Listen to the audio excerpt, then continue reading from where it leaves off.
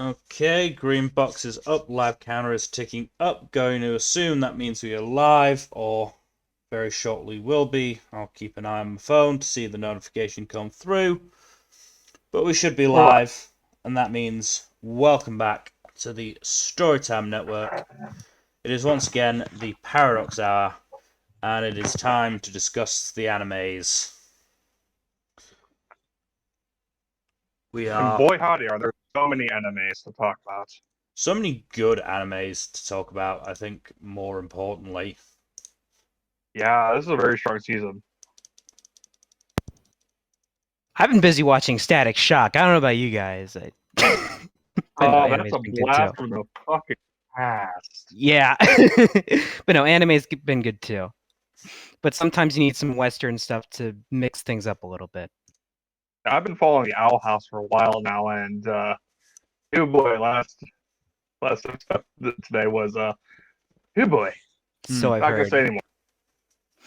It's great, really great show. Definitely recommend it. So I've heard. But yeah, we've got a lot of stuff to get through and a lot of good stuff, which hopefully means we'll have quite a bit of stuff to say. So let's get underway with our very first show, A Couple of Cuckoos. Retroactively, I feel like I was a little harsh on this show at the beginning, because it's gotten substantially better. In part because it's pretty clear that all the main cast have some pretty strong hidden depths. Like, the girl in the picture is the girl that's the main character has a crush on, and he basically has been trying so hard in academics because she said that she felt she couldn't go out with anyone who wasn't as smart as she was. And he took that as to mean that he has to beat her in the exam scores. And so when he eventually does, he confesses, and she's like, "Sorry, this is like one win for you versus 10 wins for me. I'm not going to count this." And it turns out she's actually really competitive, right? Which is always fun and refreshing, as opposed to just her being bland and generically nice, She's still a sweet kid, but she's like very clearly hardworking and competitive, which helps a lot with just making her a deeper character. Yeah. There's also the two leads also have started developing a rapport, which is nice. This is one of those. This is also one of those weird cases where I feel like the male lead has better chemistry with the love interest who isn't the female lead, which is always fun. Yeah. Yeah. I mean, there's also a bit where is the chemistry with the female lead bad? No, it's good. It's just it doesn't seem romantic in nature. It seems a lot more friendly. Hmm. There was also a bit in the same episode the screenshot comes from where little sister comes over and spends time bonding with her biological sister, which is very nice. Hmm. How's the romance with like, the little not sister been going? Very little so far. Like when she had the spotlight, it was more emphasized on her just connecting with her biological sister. But she is still interested. No idea. There's been very little emphasis on that.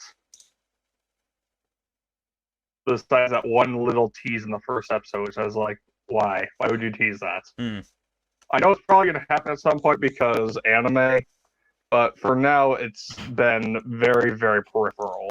I don't know, this thing is stuck in 2 cores. It'll probably pop up later on at some point. I imagine it will. Yeah. I imagine it will if it's, if it got brought up in the first episode. Yeah. Yeah, all that really gets brought up in the first episode is, oh, my brother's not actually related to me. Huh. Cue the domestic girlfriend theme. Please don't bring up that trauma. You guys are both smoke It was somewhere. gonna come up sometime today. I know, but still, it's like it hurts both of us, Nmbr. It hurts both of us. It's still funny. Makes me laugh, so yeah. Yeah, it because if you don't laugh, you cry. Yeah, you do. Anyways, this is turning out better than I expected it to, and I'm glad I'm enjoying it right now.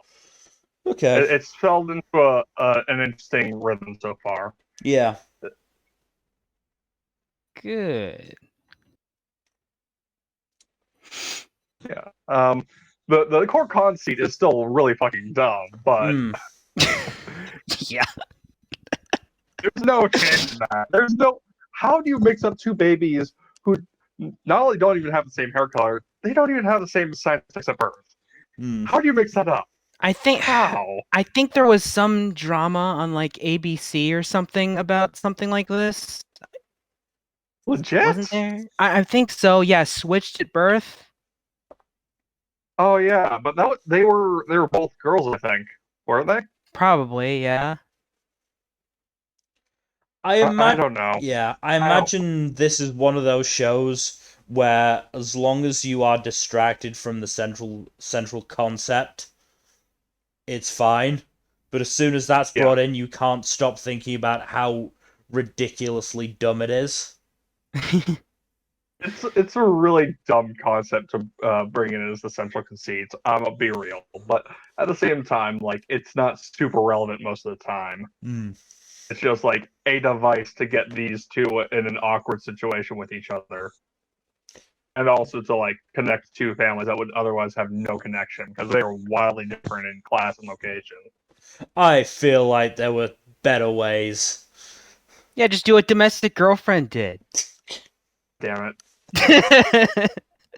It always Please don't back. bring up Domestic Girlfriend anymore. That I will. I can't promise anything. Anyways, I'm ready to move.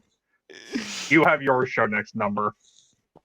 So, moving on then to Aharen is Indecipherable. Anime rapping. We got rapping. That's even the show on the list that has rapping. Aharen is so bad at expressing herself that Raito comes out, decides that rapping would be a good form of expression for the both of them. And it works until they become too reliant on it, and then everyday conversation turns into a rap battle. An epic rap battle of history? Something along it could have been. It didn't get there, but it could have been that. And then they apparently Aharen is very good at many sports, so Raito's feeling competitive about it, and half of an entire episode is just him getting curb stomped on by her. And eventually they play the context for the image here is they played a zombie rail shooter thing, and you can see what happened to Raito. A funny part of that was that when he got knocked out, Aharen started putting another quarter into the machine, and Raito was thinking, "Oh, is she putting in another quarter so I can continue playing?" No, she did so she could duel. Yeah.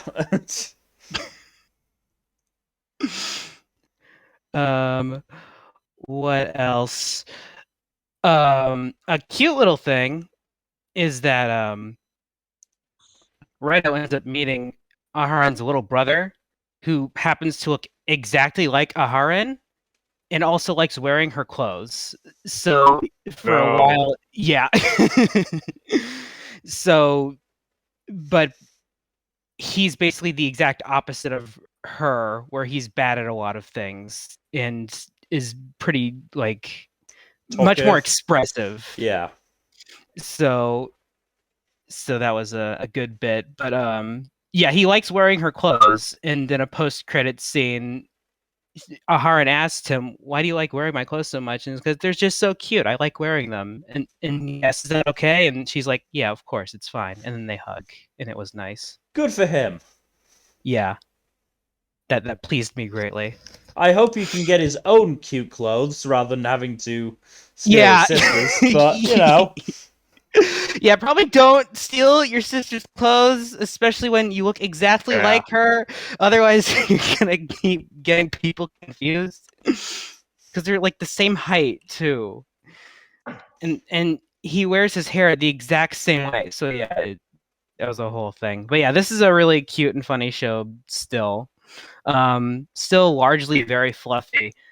One thing I did really like is that Aharen helped Raidos with his studies, and then when he ended up doing really well, she was really really happy because she was actually able to help him for once because he spent so much time helping her out. yeah. So a very nice tender moment there too. So it's a very cute, wholesome show and continues to be that. It's still largely fluffy, but there's a lot of heart here too. So I mean, I'm enjoying it. Yeah, I mean, everything I've seen of it does actually like intrigue me and makes me want to give it a try. I didn't have enough time this time around. I'm gonna see if I can, you know, before the finale stream. Mm-hmm. In any other season, I could see this being like a pretty popular one, but this is a packed season as it is, and there are a lot of other shows that fulfill a lot of the same. Fill the same basically, During the niches. same time as Komi. Yeah, exactly. Yeah, it's similar to Komi, and it's similar to a few other things here. So so unfortunate for it, but I know a few other people that have been enjoying it too. So That's good. yeah, it's not being overlooked completely. But good show. We can move forward now. Moving on then to Aoashi. First of the 5 sports shows. Because this season, I have been fed well on sports anime this season.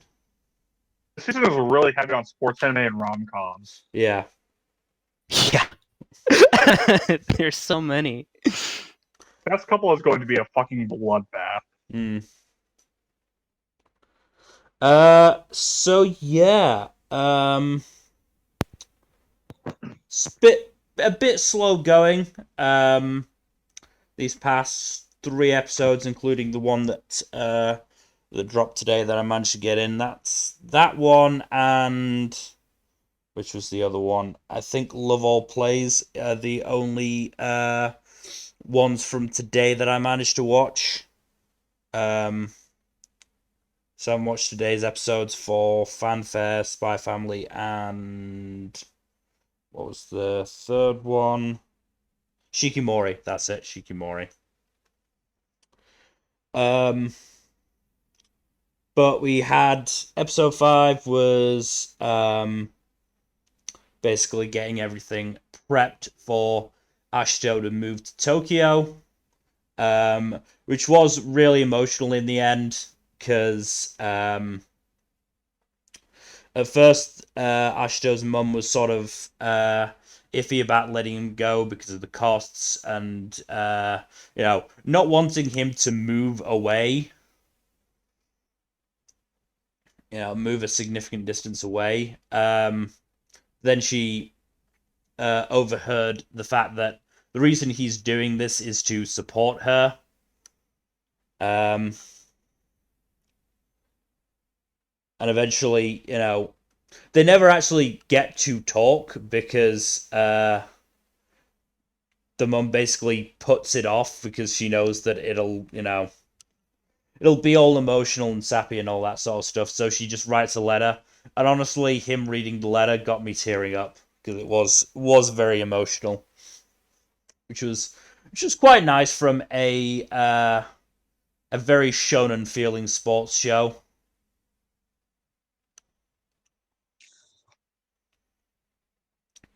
Episode 6, we were introduced to a lot of new characters in the promoted youth team players, as well as the one scouted dude who uh, who was part of a biker gang and has a pompadour. I see. And He's literally, one of those. yeah. But he's a nice guy, as it turns out, for the most part. Good. I like when those characters are nice guys. He's a Well, nice, good, nice guy. yeah. He's a nice guy, depending, because he's a nice guy to Ashito, which is nice because he's Ashito's roommate. Kind of important. But it seems like he has an inherent dislike of the promoted youth team players for whatever reason. Haven't gotten to that yet, but it was very much more evident in episode 7 when he outright taunted a couple of them. There's also the fact that the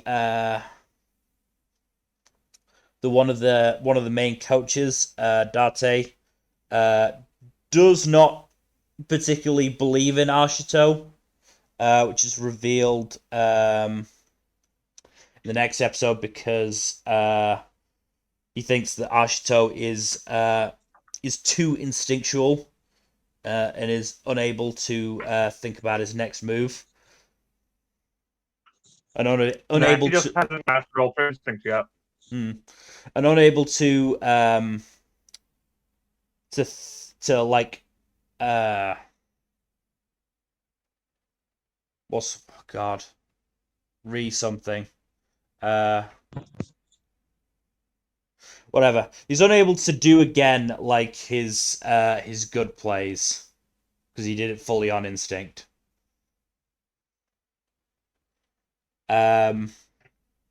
Which is put into practice during the intra squad match. But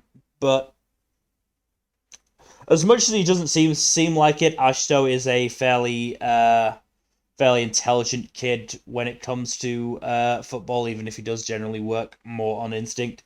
So he does realize that something's got to change as we've entered the last 5 minutes of this match. How many episodes is Aoashi again? If I just check Mal. Mal does not say. Interesting. Okay. I imagine. Don't get a full, yeah, a lot of shows don't get a full episode count until close to the end of the season. Yeah. I would imagine that it's probably only one core, but I'm not sure. I mean, the pacing has been slow enough that I could believe it's 2 core for sure. And I certainly wouldn't be against it being 2 core because I'm definitely enjoying it so far.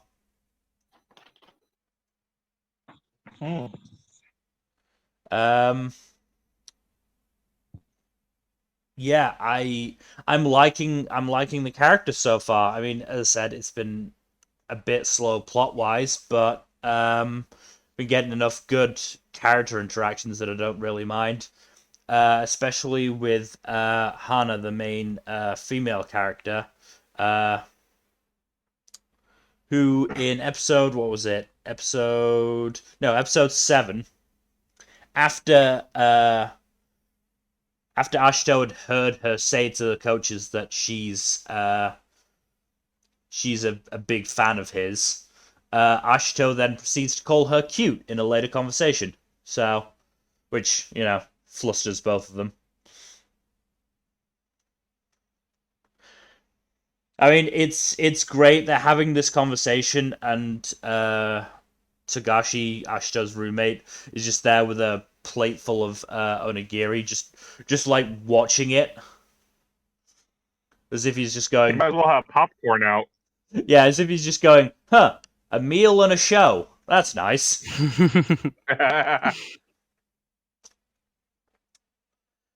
But yeah, definitely enjoying Aoashi. Very much looking forward to next week's episode.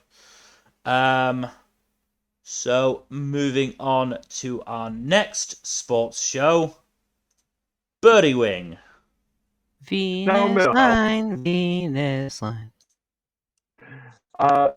You know, your reaction to the most recent episode was a lot like mine, especially the last bit at the end of the credits, because Are we just gonna start with that because holy shit. yeah, you know what? Dude, say what your reaction was, because it's basically my reaction. So like when Rose was clearly struggling with an injury, I was like, okay, it's probably a back injury. Like that makes sense because you know You fool! that makes sense because you know she's out of practice. She's out of practice. She clearly didn't stretch, and back injuries are pretty common for golfers. And then you know she took her last shot, and clearly it was too much. She started holding her elbow. I was like, okay, elbow injury makes sense. Elbow is very important for golf. And then her fucking arm flew off. It exploded!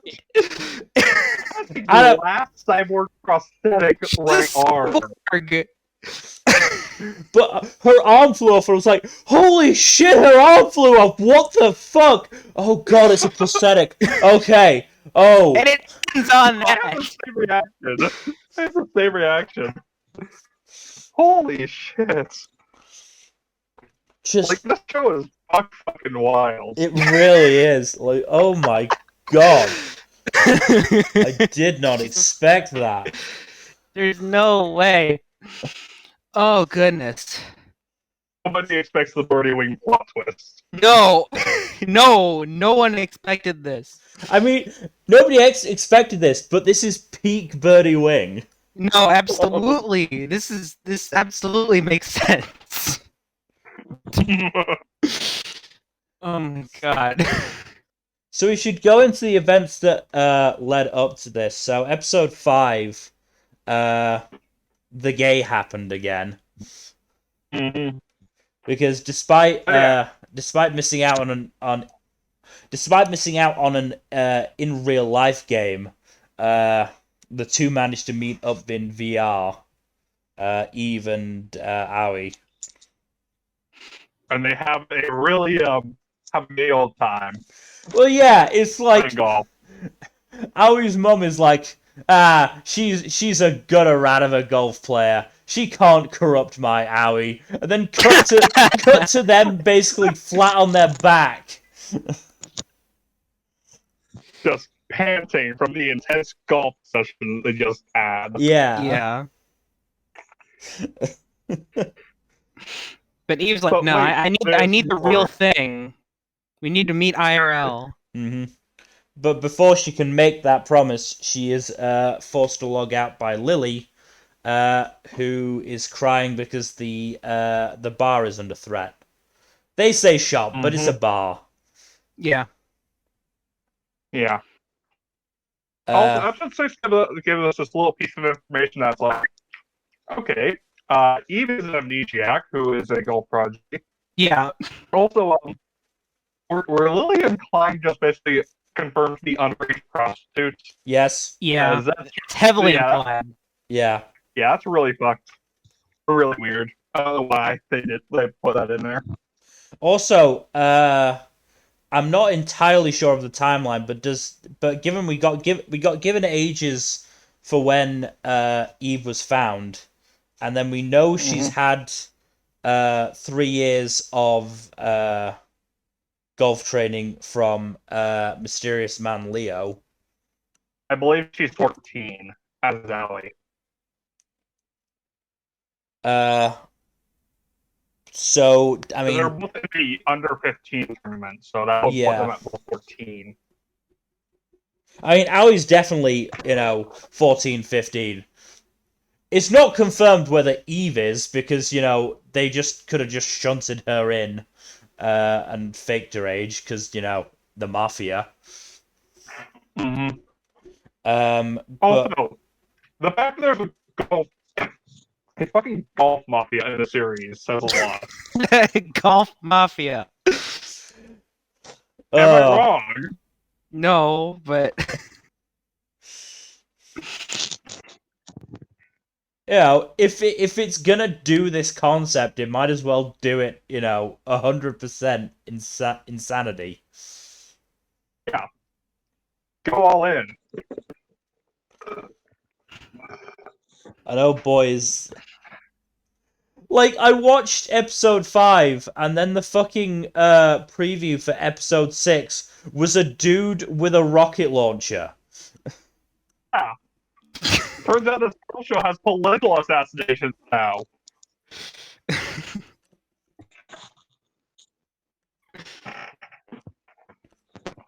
But yeah. It's also confirmed that the kids that the trio of girls are looking after are immigrants, illegal immigrants at that. yeah. Yep. Also, can we? It's kind of hilarious that when we were introduced to the pair, she was like one of the most out there characters in the show, and now she's basically being a straight man talking about how absolutely insane this shit is. Yeah, Yeah. yeah, it's so weird. It is. It would be jarring if it weren't for this being Birdie Wing. Yeah. She's taken a very Shadow from Skate like journey. Yeah. Yeah, actually. Where like first episode they're introduced, they're like seen as this like pretty major villain character, and as they appear more, they just become more the beleaguered babysitter. And a bit of comedic relief. Yeah. In episode 7, we also get introduced to Eve's gay shot, aka her purple bullet or her Aoi bullet. Yeah. That she learned from Aoi. After Aoi. Yeah. Yeah, you can't. Come on now. That's you're not being subtle. There is no heterosexual explanation for this. No, absolutely not. It's literally a curve shot. And she had Aoi teach her while they were on their VR date. Yeah.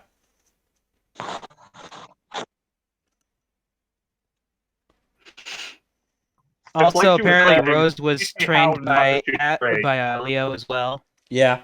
Yeah, that's also fun. And I imagine he dropped her when she started working for the mob. Mm-hmm. Would be my guess. Because he seemed pleased when Clara said that Eve wasn't working for the mob. Mm-hmm. Mm-hmm.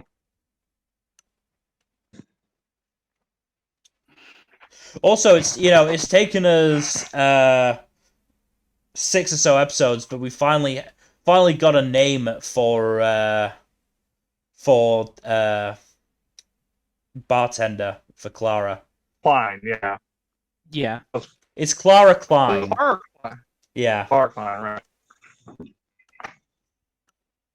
I thought Clara was the first name, but they're apparently using Klein. Mm. But I have it written down as Clara, so I'm gonna keep using that. But yeah, it took us 6 episodes to get her name, which I think is interesting. That's weird. Yeah. Maybe 5. I can't remember exactly when it happens. By the way, it took us. I know it was episode 6 when they went into Eve's backstory that they mentioned her name. Yeah. But yeah. What were you gonna say, Bill? I mean, I was just gonna say it could have been episode 5. I honestly don't remember, but either way, nearly halfway into the show. Yeah. It's still a pretty significant gap for a relatively important character to go unnamed. Yeah. Oh, I don't know why they took so long.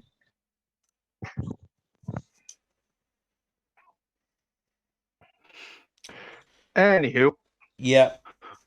this Looking was absolutely insane. I looking love it. looking forward to seeing where it escalates next. From, prosthetic arms flying off. I'm Yeah. assuming Rose gets disqualified. Well, I'm just assuming that Rose can't continue. Oh yeah, that too. Hard to golf with just one arm. She might be able to Hence play why she golf has with one arm. prosthetic. She can't play against Eve with one arm. Maybe she has a spare. Yeah. Maybe she has a spare. I don't know. Oh my god. Maybe it reattaches itself, like Android 16. Oh my god. No, it seemed like it broke apart, which, Yeah. I don't know how that happened. Too much. The Crimson Rose Bullet or whatever it's called was too Yeah. much. Yep. I believe that it could fly off, but it's the fact that she took the shot and then held her elbow for like a few seconds, and then it just like burst off. Absolutely fucking bananas. Like How hard are they hitting these balls? Like something in there just exploded at the force of these shots. Anyway, we should move on to one of the rare carryovers this season. Q.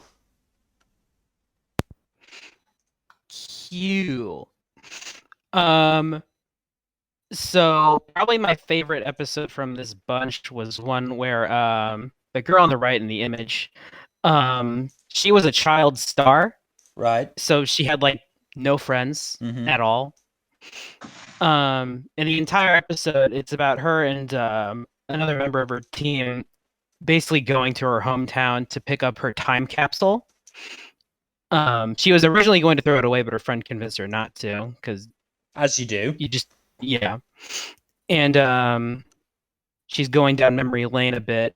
She's feeling lonely, but then she reads the letter, and she gets the time capsule, and all it's in it is a letter to her future self, saying that she hoped that she was able to make friends when she becomes an adult. And she did, because she has lots of friends at the Air Blue Agency now. And really cute, heartwarming scene. I teared up a little bit, I'll be honest. That's good. It was very, very wholesome.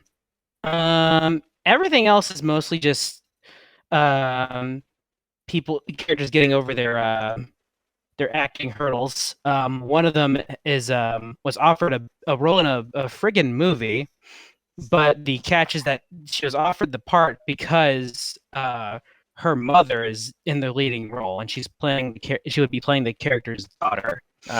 And she wanted to get the part on her own merits. Yeah. And she's also treating her mother as like a rival. So she didn't want to, get that part based on that. Would you care to explain the screenshot? Oh no, she's just they're just close friends. They're just close friends. It's a wee bit gay. It's unfortunately not like, it's not super duper gay, but it's just a wee bit. It's just a cute moment between friends. Sure. I put friends in quotation marks though, because these two seem closer than a lot of the other characters in the show. So. Yeah.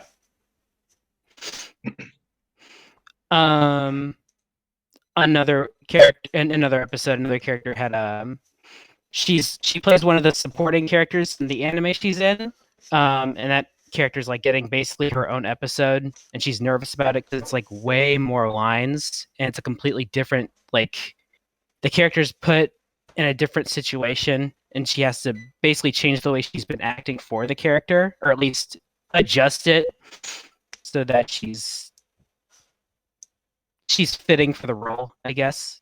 Yeah. But yeah. And it's mostly been more stuff like that, so not a whole lot to say, but it's still been consistently solid so far. Good. It's the more like emotional episodes that really get me though, Hmm. like the one in the screenshot. Yeah. That's the stuff I keep coming back for because it's really nice. Because all these girls have their own stories. I want to know more about them. I also another notable thing is that I remember I mentioned last time that one of the projects had this countdown on this website, and some of the characters thought it was being shut down. No, it was being rebooted so that more of the characters in the agency could star in it. That's nice. So that's yeah. So that's what that was. Hmm. So yeah. So and all the characters now are doing more shit. Some of them are in more anime, and some of them have other roles in other stuff. So they're all gaining more experience at the same time now. Good. Yeah. So solid show. It's good fun. I enjoy anime like this where it's sort of something that you don't take a look at very often. Okay then, moving on to sports show number 3. Dance Dance Danseur. God, we have so many sports. Oh god, this fucking show, it's still so hard to get through. Thankfully, nothing too bad in this batch, but it's just secondhand embarrassment. Oh god. Junpei being a fucking shonen protagonist.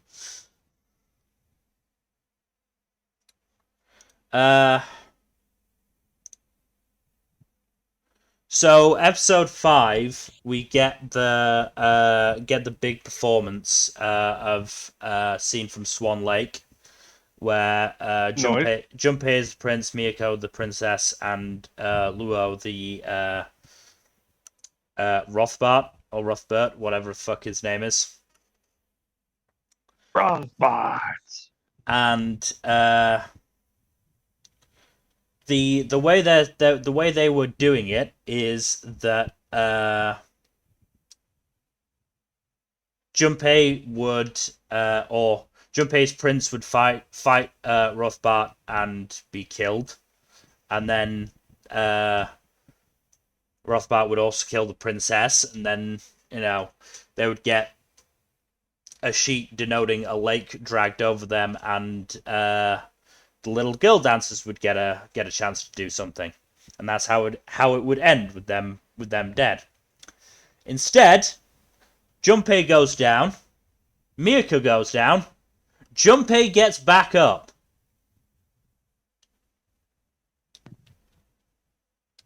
So then he and Luo have to improvise, which pisses Luo off. Fine, Junpei goes down, can start to move on. Junpei starts to get back up again. So this is the third time he's, supposed to have died, but is getting back up. Luo's frustration basically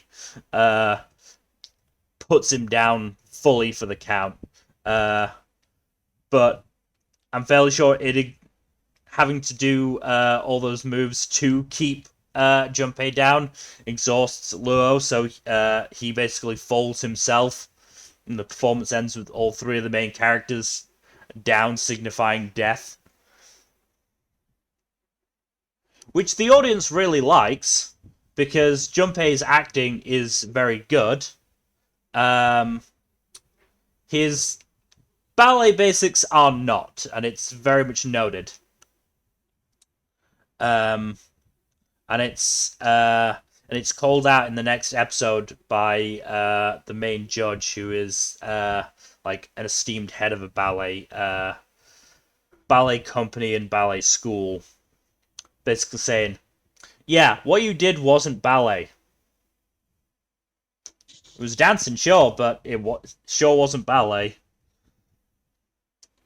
As it turns out, there are consequences for Junpei being a fucking idiot, and so part of the reason he did it seemed to be that, one part is that he just didn't like, where the story went, and the other part seemed to be that Miyako complimented Junpei's acting as a prince, which confused the dumb, horny bastard. But yeah, actions have consequences, and a lot of the younger students are pulled out due to Junpei's stunt and the judge's reaction, because he's a very prominent figure in the ballet world and a very important figure in the ballet world. Upon hearing that the judge's good opinion is part of the reason why people got pulled out, Junpei decides to drag Luo to a boys' ballet camp run by this particular judge, Oikawa Ayako. And they basically just crash the camp. And thankfully, Junpei starts to realize what he's actually been doing wrong from a ballet sense. Not just in, not learning the basics and not getting them right, not focusing on getting them right. But he's been very individualistic in in what is meant to be a group performance. So he's starting to work on that, and then episode 7, start to get to know some of the other dancers at this camp. 2 of whom are like belittle Chizuru's school and get annoyed that neither Junpei or Luo seem to want to join Aiko's company in her super special class. So they have a competition. Luo wows, and they all end up friends at the end, I think. Which leads to this, which is... I included this next screenshot because of the sheer out-of-context potential. Hey, buddy.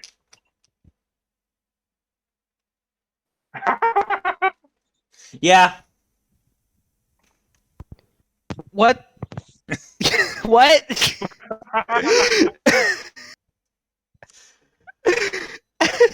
So if I'm remembering correctly, the context behind this is basically that one of the new kids, Yamato or Misaki, it might have been Misaki, has a girlfriend and the others are jealous about it. A girlfriend that he wants to marry, so the others are jealous about it. Well, not Luo. Luo couldn't give a shit. But yeah, I mean, it's still good from a character perspective. The show was very good from an animation point of view, which is to be expected from Mappa. Naturally.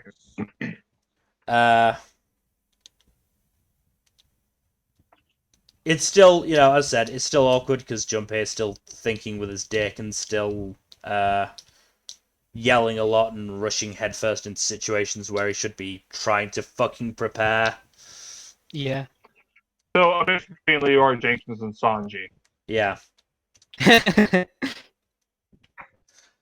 Leroy Sanji is certainly appears to be his middle name. But I mean, what's good is that he is getting better. I mean, on his first day at the camp, he was getting a lot of corrections.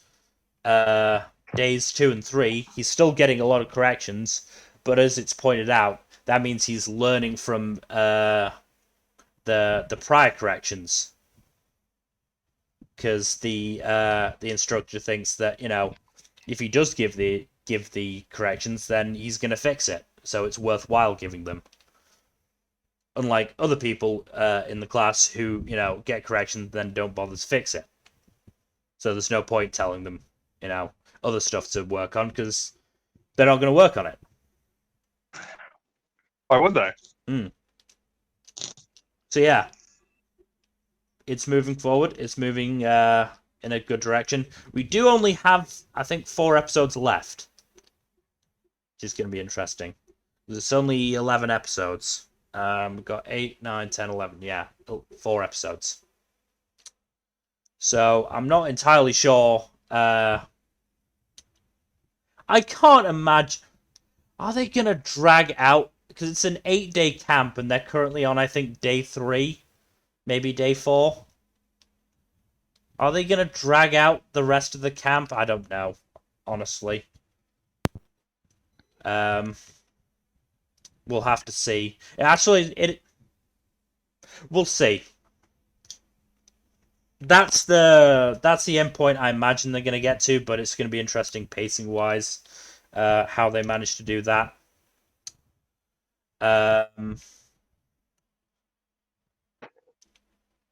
Otherwise, Okay, this is a manga adaptation. yeah. Manga adaptation that I believe is still ongoing. Probably. So if we will now move on to, I never know how to pronounce this. Daimon? Deaimon? Daimon. Deaimon. Yeah, Deaimon. This whole sketch was so fucking funny. Just, oh, poor Itsuka.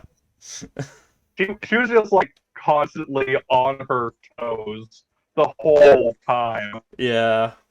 It turns out that both of them knew, and they were completely at ease about it because they thought like, oh yeah, no, They just dismissed the other's respective feelings.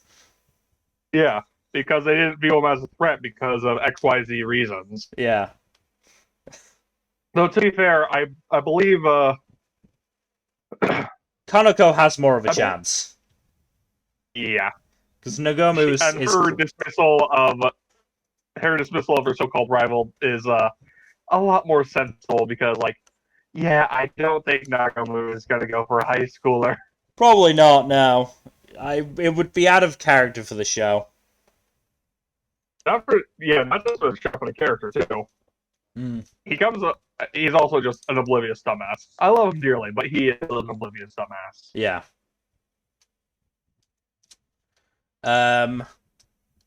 We also get Nagomu's grandma arriving. Wasn't a massive fan just because I'm, not a massive fan of the comedy beatings. Mm. But it doesn't help that a lot of those felt like they were just her being a very harsh disciplinarian. Mm-hmm. But it was nice that it was a nice segment to show complexity of character. Yep. Because despite Nagomu's dad's first impressions, it's clear that his relationship with his mother is still pretty good. Despite missing the Obon ritual, I guess. I'm not really sure what to call it. The grandma clearly does still care about the grandfather, despite him being dead for, 10 years, I think? Something like that. It's been a while. Yeah, and despite the fact that she spent most of the second half of the segment beating the shit out of Nagomu, the grandma does clearly believe in his potential, so... episode 6, another good episode, because we get... that's one with Itsuka's mom coming to town, right? Yeah. But first we had the sports festival, which was great. That was really nice and sweet. Mm-hmm. You got the opening gag of Nagomu going to Itsuka. Hey, do you want to take part in this parent-child race? Seeing Itsuka's face going, that's a no then. And then Nagomu's dad, very obviously throwing at his back again.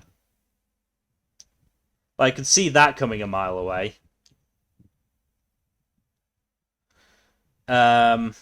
and then them taking part in Nagomu and Itsuka taking part in the parent-child race and winning, I'm fairly sure. I think they won, yeah.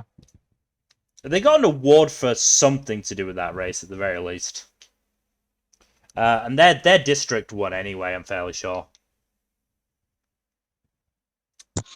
And yeah, then Itsuka's mum came back.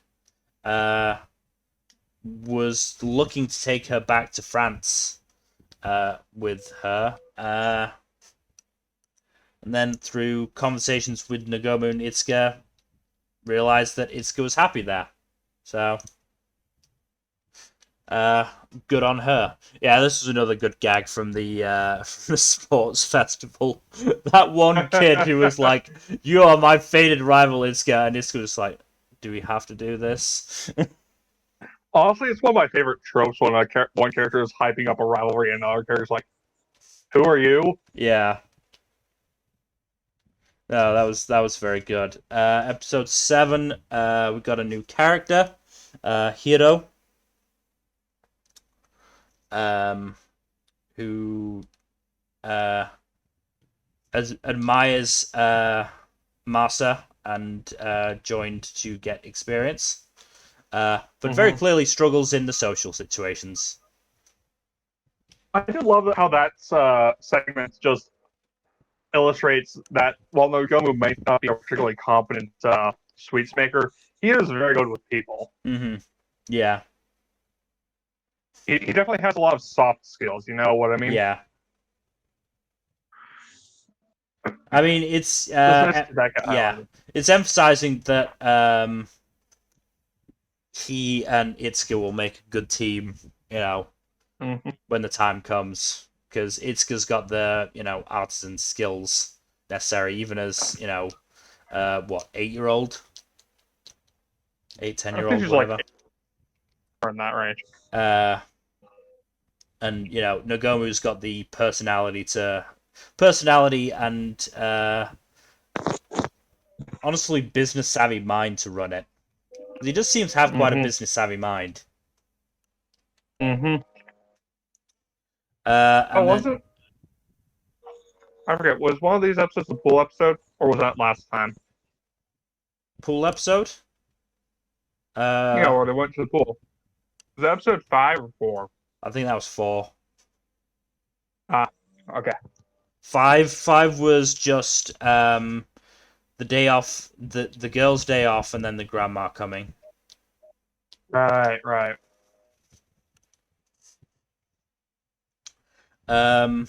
Second part of episode 6, very good message. That just because you think you're good-naturedly teasing somebody, that's not the way it feels from the person receiving it's perspective. Yeah. Yep. Be nice to people, basically. Yeah. Wait, was that episode 6 or episode 7? That was episode 7. Yeah. I've got summaries that I wrote, so I am able to keep track of events now, which helps my tired mind. Yeah, that will do it. Yeah, no, this show is still really good. Very nice slice of life. And more often than not, the sketches do land with their messages and their comedy. Yeah. No, it's definitely an enjoyable show. It's I'm not necessarily sure if it's up there for me, but it's in absolutely no way in danger of being dropped. But we should move on then to The Demon Girl Next Door Season 2. I really like this show. Pictured here is Shamiko seeing Momo smile for the very first time. Or at least the very first time that she's seen. After promising to help her smile. So the past few episodes actually delved really into plot relevant stuff, which was really neat. So Sakura, Momo's sister, who they've been looking for most of the series, it turns out we know where she is now. She has sealed her core inside of Shamiko partially because Sakura needed to recover from something or other that we don't know about yet, and partially because Shamiko was not in a good state at the time. She was a very, very sickly child. She was in the hospital and developed a very, very potent fear of hospitals and medical equipment as a result. Can't exactly blame her. So, yeah. But no, these episodes were really neat. Oh, and Momo very briefly, temporarily becomes Shamiko's underling in order to save her from being trapped in her own dreamscape. Interesting. It's only a temporary contract, but still, it's really, really neat. Yeah. Yeah, I really love this show and its characters. They bounce off each other really well. Mm-hmm. And the comedy is pretty fun, but it's for those heartwarming punch in the feels moments that really get you, you know? Also, I just found this out not too long ago. The author of the manga this is based on also wrote the New Game manga. Oh, really? Yeah. Huh. Also, apparently, New Game has a canonical gay couple, if only confirmed in the epilogue. I think I This gives remember me a hearing little something bit about more that. hope. Little bit more hope. That's good. That's nice. It's very nice to get that kind of confirmation, you know? Yeah. But yeah, these two are great together. They are basically on the road to being a couple in all but name. If I'm being frank. I thought you were I'm Jack. not, because my name is Jack. Yeah, I was Damn gonna it. say, wait, you can't be Frank, you're Jack. I say we were all on the same page with that one. Yep. Yeah. Yeah, no, fun show. A very fun show. Nice, wholesome fluff with a couple of mildly disturbing images here and there. Mm-hmm. Hello, dancing needles. Interesting. If you have a fear of needles, be wary of episodes. I believe it's 4 and 5 of the second season. Oh boy. Or 4 and 5 or 5 and 6. Hmm. Because there is a lot of medical imagery, including needles that plague Yuko's nightmares. Yes, episodes 5 and 6. So I have to give that a little warning right there. Also, I'm very frustrated that the show was off this week because of golf. Was it at least damn underground mob golf? I was No, gonna say. It's boring vanilla golf. Oh, Oh, that's man. the lame golf. No one cares about that anymore. Exactly. Where are the cyborgs? Where's the gay tension? Nowhere to be fucking found. Where's Man. the Pac-Man balls? I was gonna say, where's the Pac-Man ball? Where's the bullets? Yes. Where's the vampire? If you've not seen that show, you'd be so confused with that out of context. I'm sure they're confused that we spent at least a good 3 or 4 minutes at the start of its segment talking about how a woman's fucking prosthetic arm flew off during a golf game. It makes sense in context, but not by much. Mm-hmm. But yeah, the show's fun. We can move on. Okay, moving on then to Digimon Ghost Game. Only 2 episodes to talk about, because this one also took a break, I think, for Golden Week. I think it was just A lot of recap. shows took a break for Golden Week. Yeah. I think it was just a recap with the narrator doing some funny shit. I don't know. I didn't see it, but I heard people liked it. Okay, so the first of these 2 episodes is kind of fucked up. So Twisted Love. So there's this kid who works at this greenhouse, I think. And person he spends an extended amount of time with ends up growing these crazy vines out of one of their limbs, and yeah, they're all screaming and stuff. It's pretty messed up. And after a bit of investigating, it turns out that that this robot that the kid uses at the greenhouse, apparently a Digimon started living inside of it and grew to like him a lot, and intended to turn anyone who came into close contact with him into a what's the name of the Digimon? Iataramon, yeah, Iataramon. It's this plant-like Digimon, and so yeah, the gang finds out. They try to beat it, but they can't. One of the members of the group almost gets the vine treatment as well, and after the boy completely rejects Ayataramon, she doesn't take it very well. She initially tries to turn the boy as well, but she gives up on that, and then tries to turn herself into a human, but that obviously does not go very well, and she ends up killing. So yeah. Luckily, the boy afterwards is shown doing just fine, but pretty messed up stuff. I was gonna say, sounds very cheery. Yeah. the show's been doing some darker stuff lately, which I am a fan of, but it's that was a I didn't expect all that.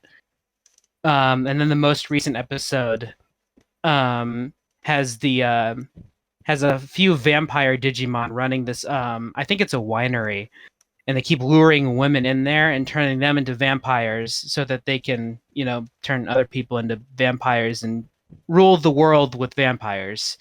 The gang finds out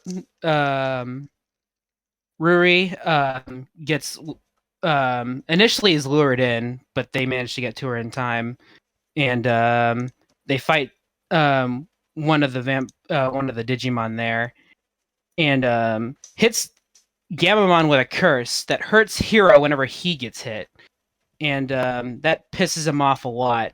And he almost turns into Gulus Gamamon again, the dark evolution that I mentioned a few times before, but Hero manages to talk him out of it, and instead he evolves again into Kana Weissmon, into finally the next level that we've been teased for so long. And he looks awesome. I love him. And he completely one-shots Vamdemon, and the other Digimon just sort of peace out. And that's pretty much where we are now. But yeah, this show's taking more of a darker edge with its episodes, which I am a fan of. I'm just waiting for bigger plot stuff to happen, and at this rate, I'm not sure if we're actually going to get a whole lot of that until like maybe close to the end. Yeah. But it's hard to say. Either way, like these episodic as they may be, these episodes have been getting more entertaining. So I don't think I'm going to mind too much if that's the case, but there's still ongoing mysteries that I want to see the resolutions to.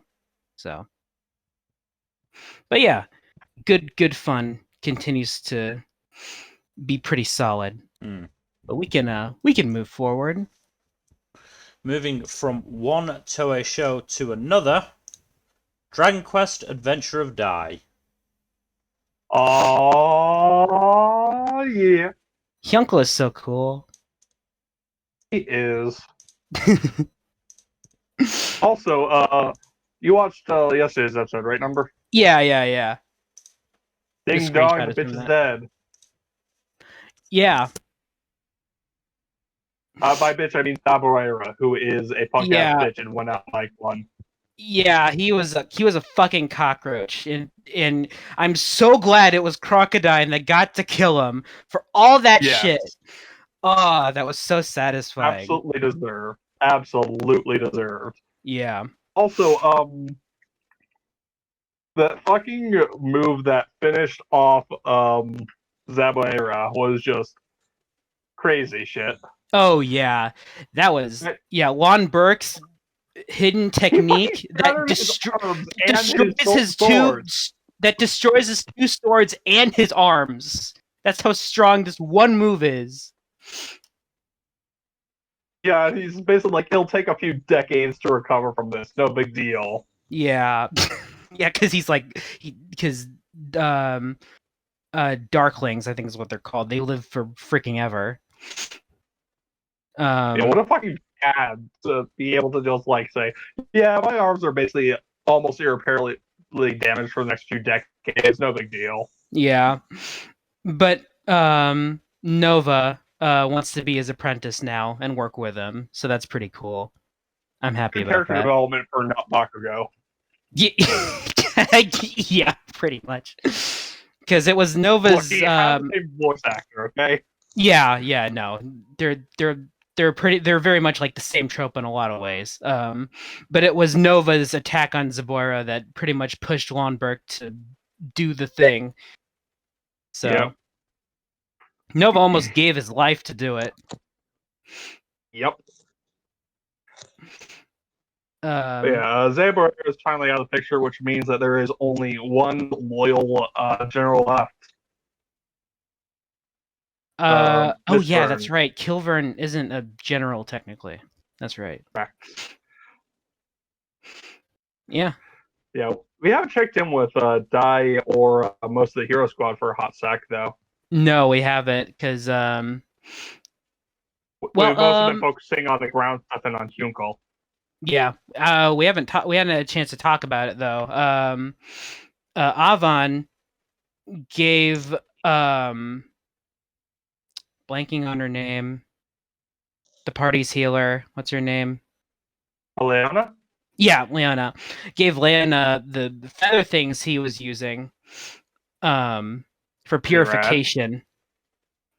So I'm hoping that they'll give her more chances to play a more active role right now, because she's mostly just been like a bit of support. She's not been doing a whole lot. And apparently Avon intends to completely leave this battle up to the gang, which is good.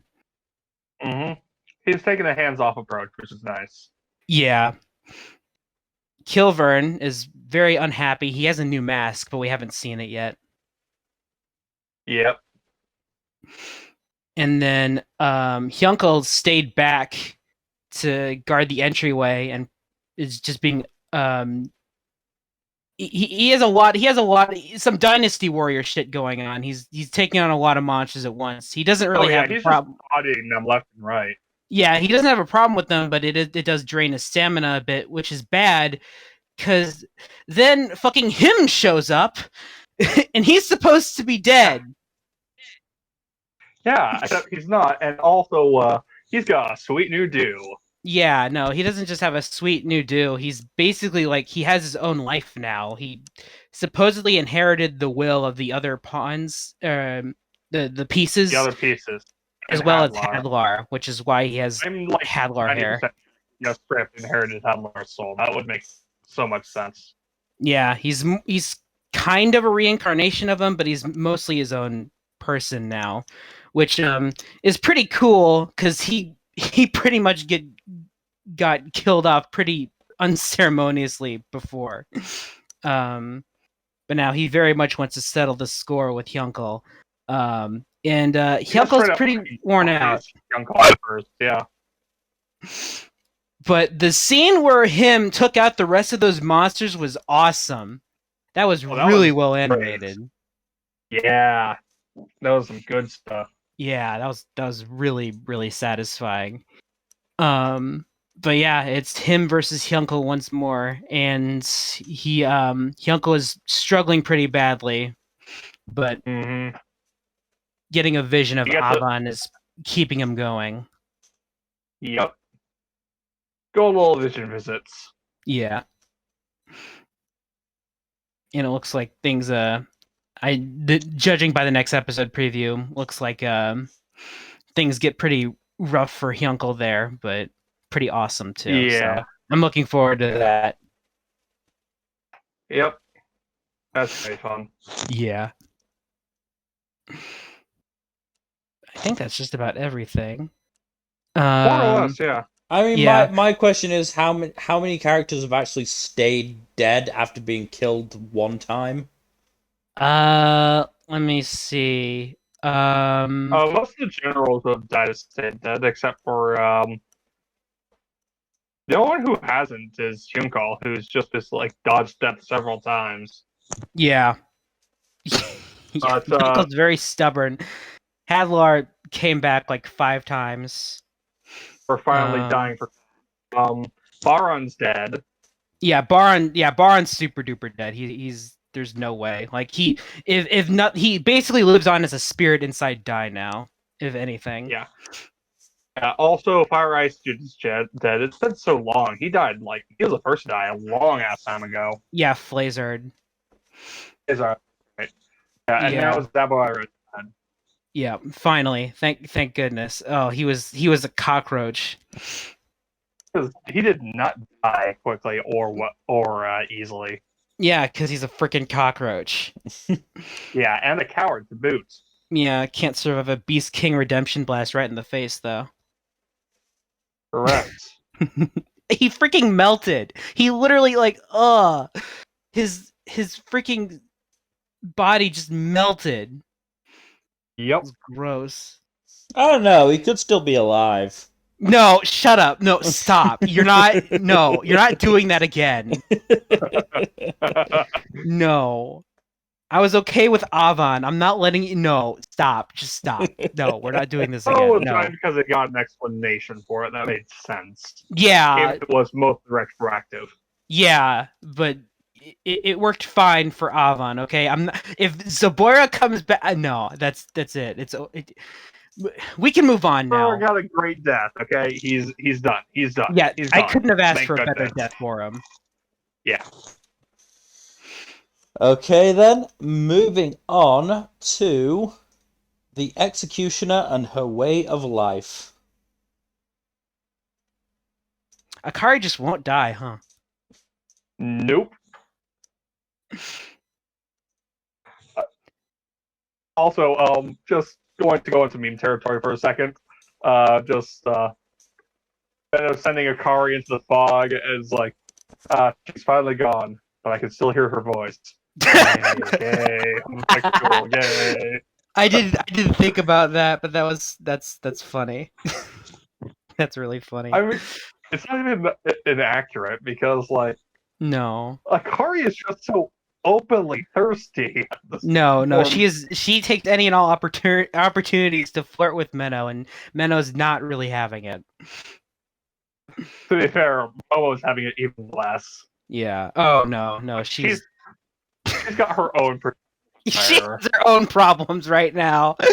Oh goodness! But before we get to that, let's talk about how Akari has apparently relived all of this numerous times, like more times than she can count. To the point where she's like, "Ah, shit! Here we go again." Oh, this wasn't here last time. Yeah.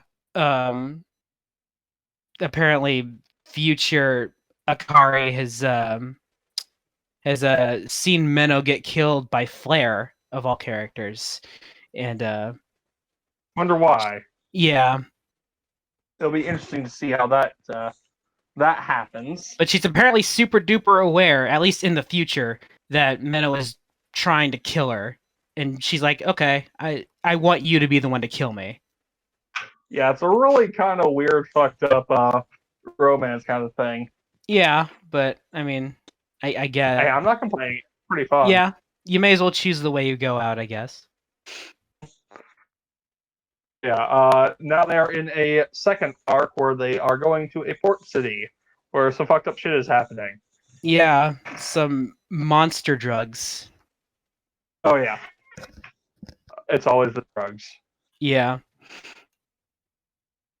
And then Momo and the wonderful princess. Oh my gosh. She cannot escape her at all. No. She dumped Ashina into a fucking dungeon and she just popped back up in the city that Momo's in 3 days later. and then Momo attacks her, and then it just cuts to them being at a bar. Oh, that was funny. I love their Just kiss dynamic. already. If we have this, Yeah, no, absolutely. This is not what Momo wants, but it's what she's gonna get that eventually. Yep. She cannot escape. Theory will. I mean, she's already into other girls. It's just she's mostly Momo focused, Meno focused at this point. Yeah. Menno's taken, so you're gonna have to. It's fine. The princess is freaking cool. She is awesome. Yes. Yeah, she is absolutely awesome. She's one of my favorites in this show. But yeah. Also, new antagonist of Manon is fucking crazy. Yeah, I forget her name, but she's making these drugs, and apparently they're made out of blood of the lost ones, maybe. Yeah, we see this little girl lost one that she shoves into a fucking Iron Maiden. Yeah, don't know So that's a thing. Yeah, don't know the full story there. Although, I gotta say, when it was revealed, she laced the food that those fucked up council dudes were eating with the drug that was in. That was pretty cool. Yeah, they kind of had that called coming. In the previous episode. It was like, oh, they commented on the sandwiches and she smiled. She fucking did something to the food. Oh no, absolutely. I just wasn't quite sure what it was. I figured it was like normal poison, but no. Yeah. But no, she drugged them, and she can trigger that whenever she wants. Yeah. Yeah, this arc has some really fucked up shit. I'm liking it. Yeah, no, I'm all for it. And she apparently wants to kill Minnow because she thinks Flare killed her mother, and maybe she did. To be fair, I'm pretty sure she did. Probably. Flare does. The more we learn about Flare, the less I trust her. Yeah, she's pretty sus. Yeah. You didn't have to say sus. Yes, I did. You could have used any other word. Why did you use that one? Because I had to. Oh my god. But yeah, this show's good. This show's really fucking good. Yeah, it's really good. If I had any complaint, the most recent episode, it didn't bother me too. The production value seemed to drop a little bit this week. I didn't mind that it reused a lot of like scenes because it was mostly for comedy, but it was noticeable nonetheless. What was also noticeable is Akari's ass. Like, oh yeah, just looking at the camera. We saw a lot of her ass this episode, and it was a little weird. Like the one scene where they're in the boat on the way back, her ass next to Menno's head is huge. But yeah, that aside, I am really enjoying this show. It was just a little off-putting. Is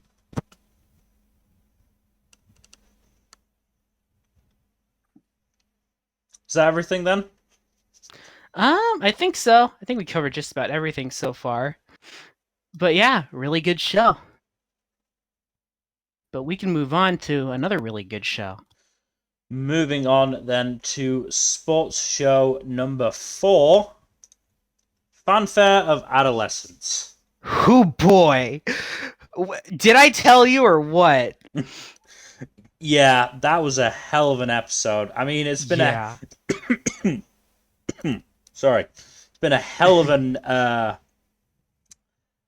end to this this basically arc. Yeah.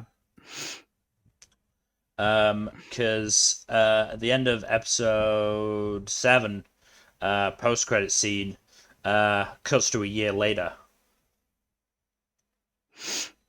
Pretty much.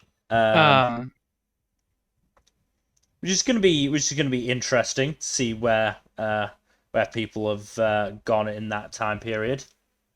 Yeah. But before we get into the time skip, Yu is finally escaped his agency. Mm-hmm. Finally. Thank God. Because that was awful. Yeah. I mean, the fact is that she never intended to let him go.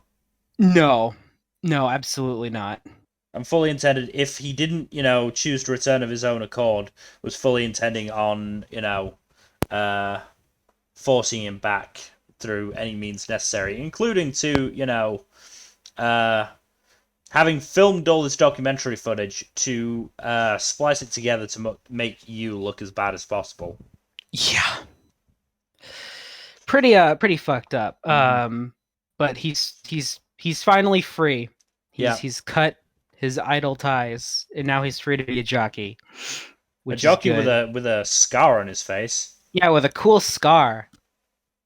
Got to admit, like, this is not the most spectacular show from an art and animation perspective, but I did like that they managed to draw the scar in most shots to make it look like it actually, had depth.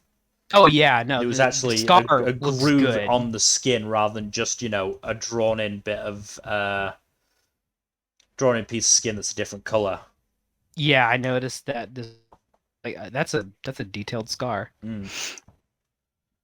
But yeah, and now we're on to year 2, where apparently they're all like officially trainees at training centers. Yeah, and they seem to all be as a part of different teams. As said, I haven't managed to watch today's episode yet, unfortunately. Okay, but I won't go into too much detail yeah. then. But I will say, it looks like we're taking more of a focus on I think his name's Shun now. Shun. That's good, because as much as he is, apparently one of the 3 main characters along with you and Amane, he has basically just been drifting through the show, occasionally giving sage wisdom. Yeah, and I like Shun, but we know nothing about him. Like, literally nothing, except he's really good with horses for, like, no reason, and he has no experience prior to school. So it's really weird. But yeah, it looks like the next arc is going to take a heavy focus on him now, which is good, because Yu's stuff is largely resolved. There's some stuff with that one with that one jockey. Kaji, I think his name is. Yeah. There's some stuff with that one jockey that again won't spoil, but that stuff is still ongoing and it's addressed in this episode. Okay, so cool. I will say that. There's definitely still stuff for him to do. Because it's, he's very clearly got a different style of being a jockey compared to the others, especially Shun. And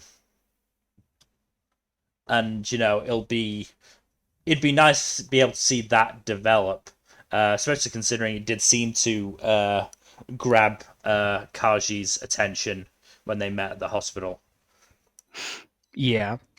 I liked how they all made that recording for you. That was really nice. I love the fact that Aki and Sojiro knew that they weren't gonna get in. They were just providing the distraction. I didn't expect that. They had planned that the whole time. I thought they were just being stupid with those bad disguises.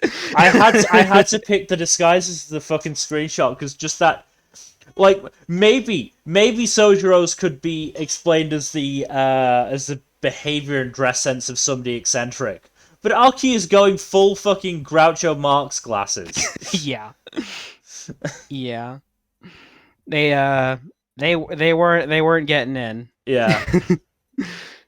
But no, instead they had fucking Shun scale like 3 stories of the hospital. Yeah, what is that dude made of? I don't know.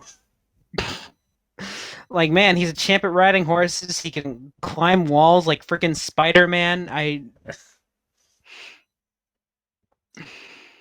But no, this show's great. It is good.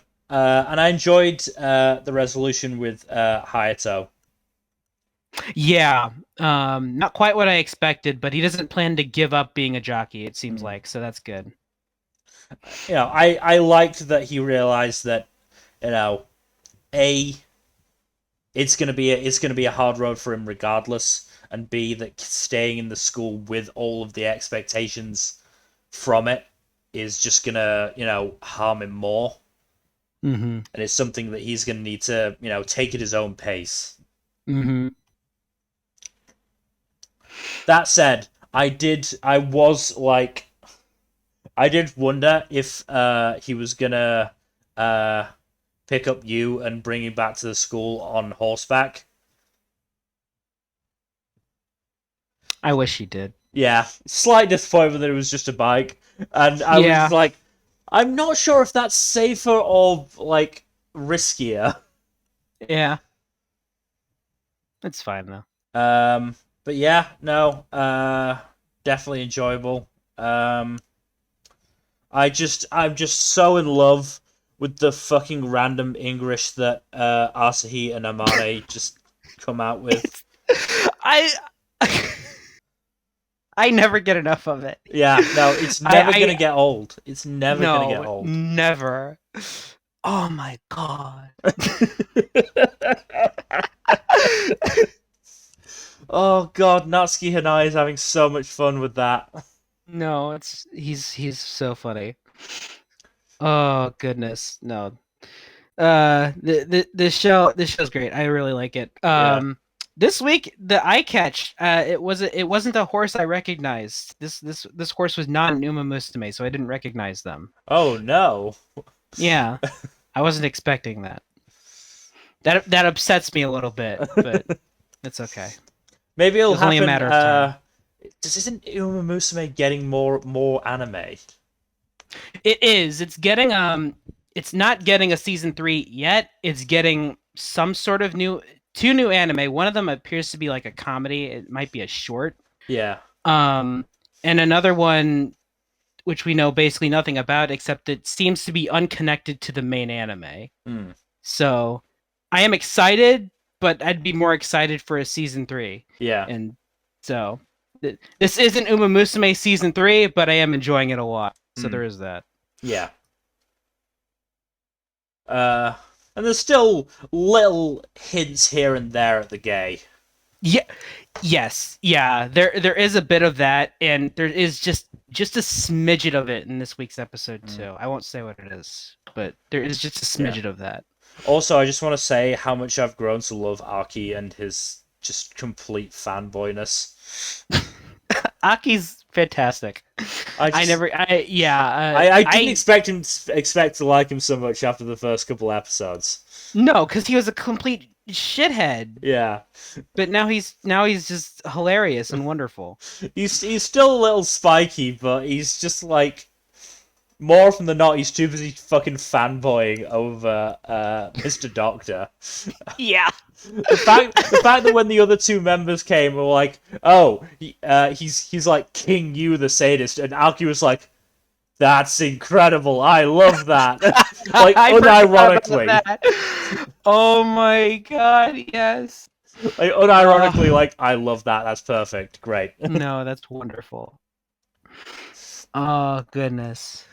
Oh yeah, this has been good, and I'm enjoying. No. I'm looking forward to seeing where it goes with the next arc. Yeah. Okay, yeah, this is set 13 episodes, so damn it. 8, 9, 10, 11, 12, 13, 6 episodes for this the second arc.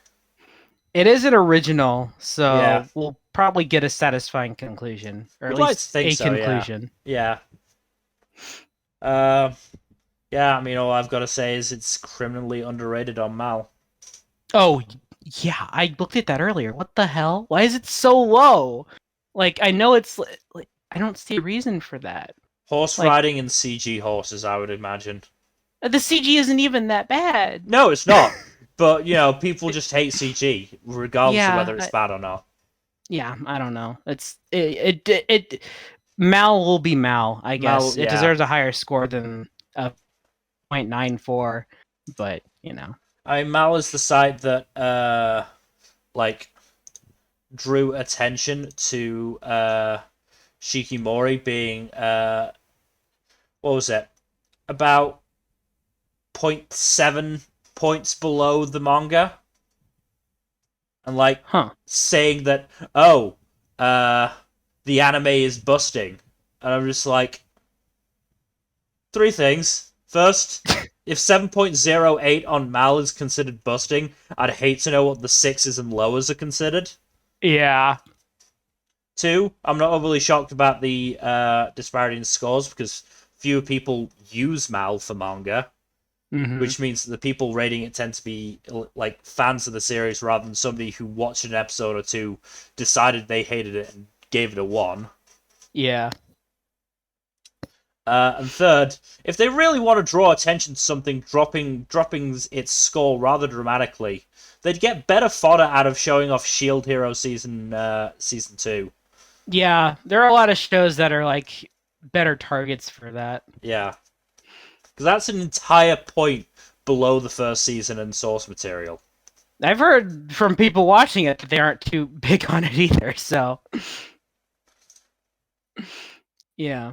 As it turns out, a revenge fantasy headed by an asshole who also has slaves can only go so far.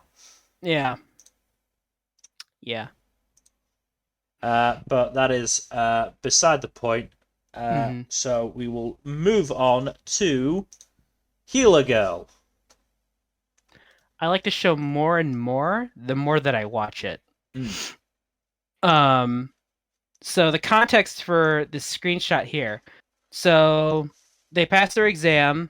They're official like apprentices now. Good. Which is great. And their first little job is that they need to sing during an operation so that they can, keep the surgeon, steady and so he can focus. But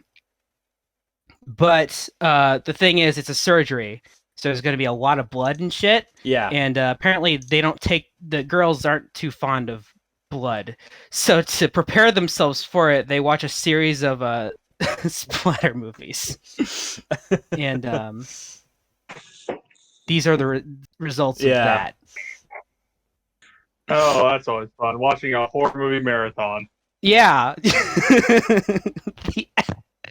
The aftermath was hilarious because apparently someone who works at the clinic lended them those movies, and she was so proud of it. It's like, hey, you want to keep watching more? And they seem so traumatized by it. I almost used a screenshot from that instead, but it was too similar to the previous screenshot I used. But yeah. So, but yeah, they perform at the hospital and they do really well. Even though there were started to be some complications with the surgery, they bounced back and everything went well. And the surgeon was being an asshole, but of course, like at the end, he's like, "Thank you, good job." Yeah. And then But like you do. Point of interest: did they need to keep their eyes open during the surgery? I mean, technically not. I don't know. I mean, like, not to like belittle what they're doing, because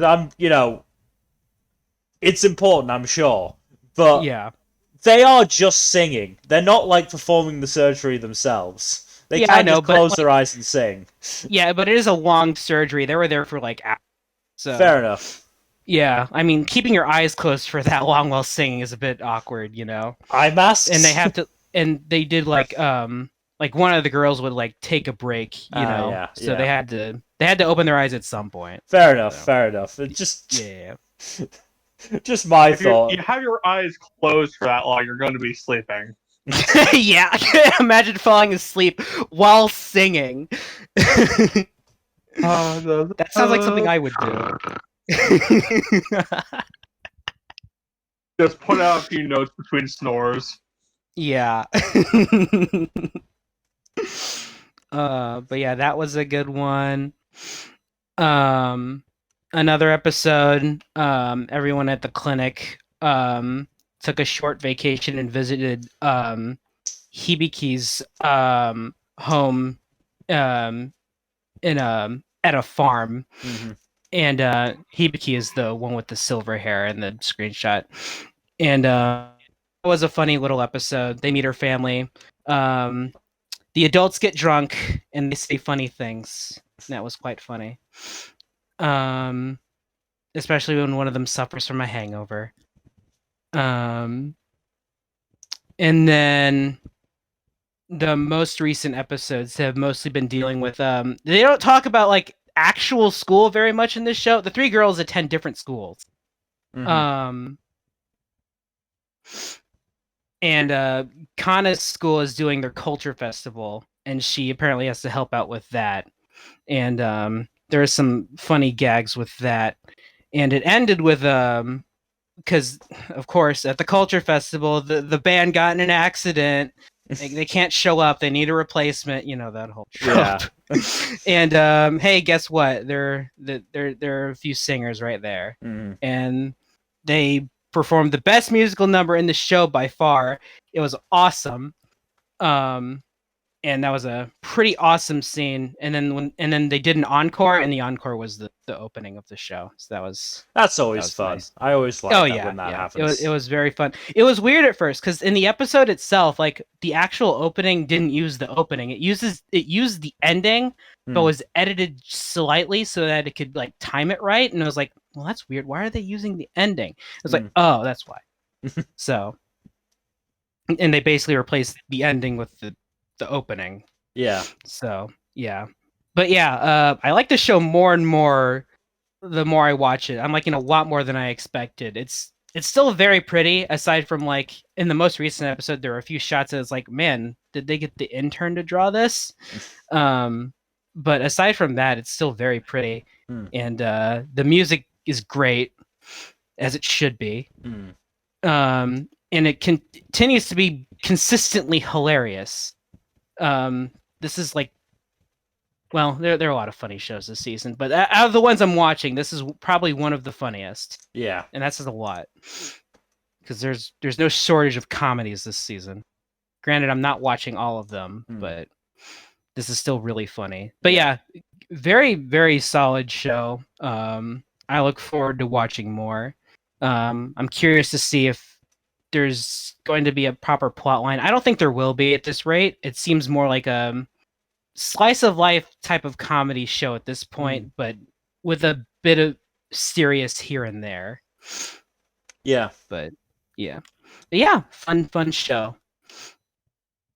But so moving on to another show that is very funny. Heroines Run the Show. This show. Yeah, this show. I was so happy when I realized that that Aizo and Yujiro thought that Nagisa was a girl. Oh yeah, because they didn't talk about it for a long time, and I'm like, wait, Nagisa can be used. They didn't specify gender at all, and it's like, and it's a gender neutral name. That's what I meant to say. Yeah, and you know, we as the audience know that Nagisa is a guy. You know, because we saw him at the end of episode 5, I believe. And little bits in episode 6. But yeah, and it's as I said, it's just that realization that, you know, they're planning for this to be a, you know, take that to a Full Throttle 4 fan. And no, they're just prettying Hiyori up for her childhood friend who has a crush on her. Yeah. And only said that she didn't look good in dresses because he was scared someone else would take her away. Yeah, that's, you know, he shouldn't have done that, but that was still sweet. Yeah, I mean, what I'll say is that I, you know, really like Hiyori, you know, in her regular clothes. Yeah, I do like the new hairstyle though. The new hairstyle was quite nice, yeah. Yeah. I mean, I don't want it to... But I'm glad she was happy with the makeover. Yeah. Yeah. I liked the new hairstyle. I didn't want it to stick around at the expense of her messy do, because I do just like the entire package that she normally is. Like, yeah. Yeah. It does suit her a bit better. Yeah. And yeah, thank God they didn't try and pluck those eyebrows. Yeah, thank goodness. I don't think they could have even if they wanted to. Yeah. I imagine it would just be like that trope of they just do it and then it just grows back instantly. Yeah, exactly. But before we get to that part of the story, we've got episode 5, where Hiyori loses at nationals, which was sad because of the because Yeah. the foot her injury, messed up. What was it? Ankle? ankle or foot, something Ankle, like yeah. that. Yeah. Yeah. Yeah, she sprained it or something. Mm-hmm. Yeah. But her contract is coming to an end, so she can focus on track full time again. And But if she does that, then what happens with the show? I'm gonna be honest. I would probably honestly be happy just watching, letting it transition over to a sports anime. Of course you would. Of course just watching you. Hiyori make it to You nationals. sports trash. You sports trash. I am. I'd make no bones about it. I mean, depending on how they did it, I wouldn't hate that either. But Yeah. But yes, Move on, be like, first I got tricked into watching a sports show. man, this show fell off when she got into sports more. Man. Yeah. But it's a really nice episode because it's like, I would say it's the culmination of the development of the first 4 or 5 episodes where they Aizo, Yujiro, and Hiyori have been getting closer. Mm-hmm. Mm-hmm. And, Aizo and Yujiro, without prompting, do something for Hiyori. Yeah, it's very sweet. Yeah. Also hilarious, her reaction to her seat that they got her. Like, yeah. Okay, so where am I Yeah. sat? Oh my god, it's a premium seat. I mean, yeah. What would you expect? You work there. Like what? Yeah, you weren't gonna get chucked in the middle of the mosh pit.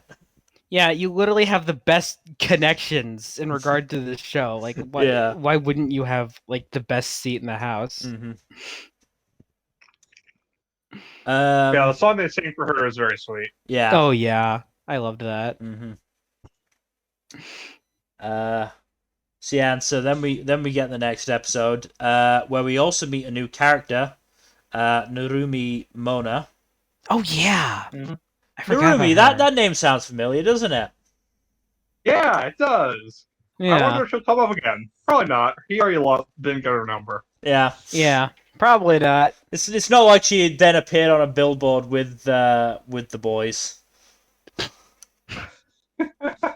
Oh, Yori's gonna freak the fuck out when she meets her Oh, it's again. gonna be fantastic.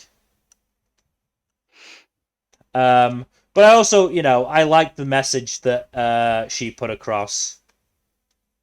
That it's all in your own eyes rather than other people's. Mhm.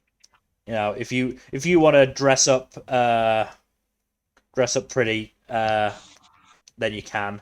It's not other people's opinions that should make you decide what you want to look like. Yeah, She's doing it for her, not for other people. Yeah. yeah. Though in fact she was just doing it to throw it in Nagisa's face.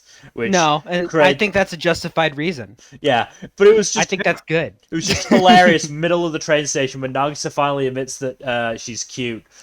Fucking Hiyori just does a fist pump. Full fist bump going, Yeah. oh yeah! Eat it. Yori's great. I really like her. Yeah. No, I love her. She's a gem. Mm-hmm. Yeah, and then Nagisa, confessed, which I'm, happy about. Didn't waste any time. He has No, more balls good for than him. 90%.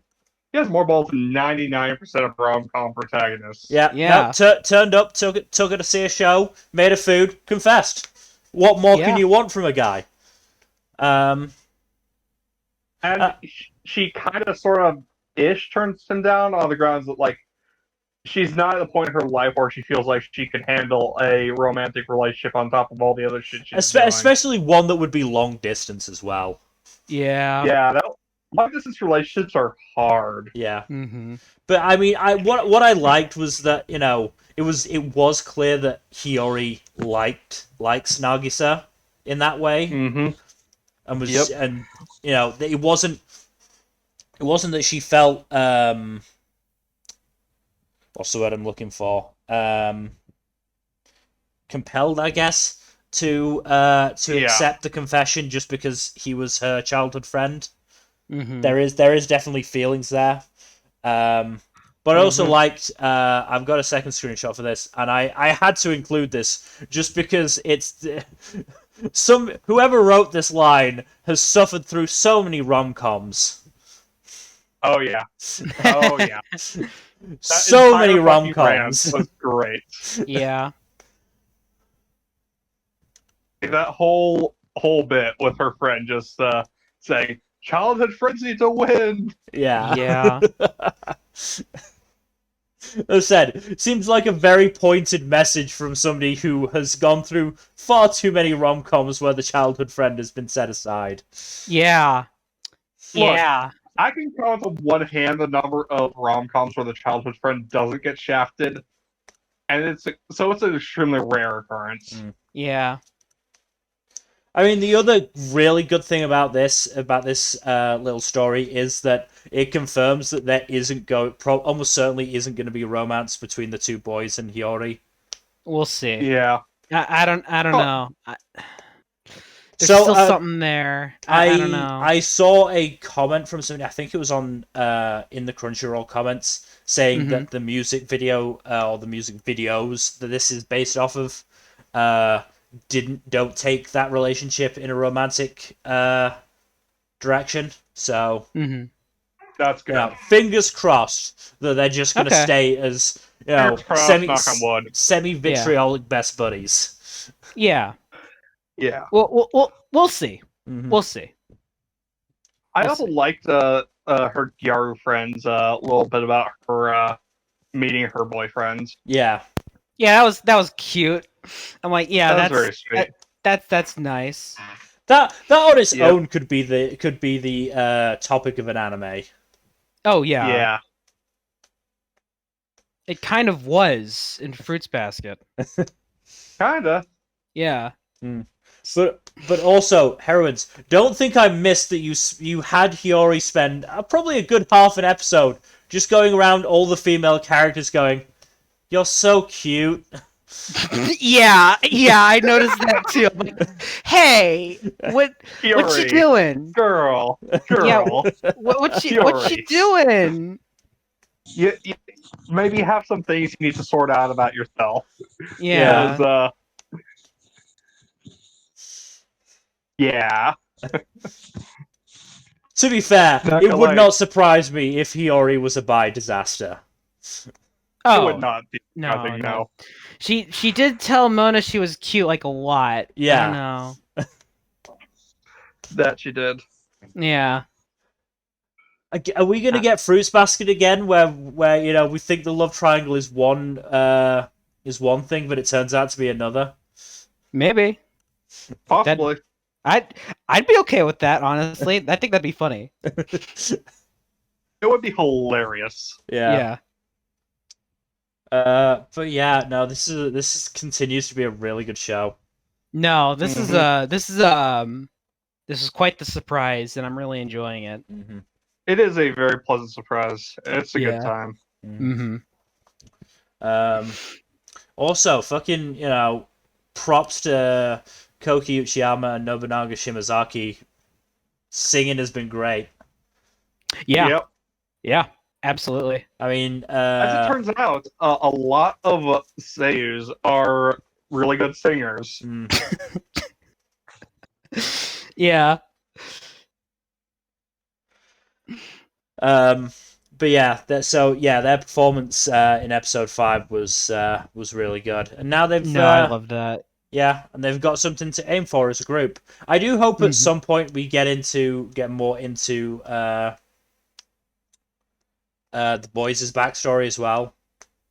We got a little bit of it, little reveals, but I don't think we've really had any extended time with it.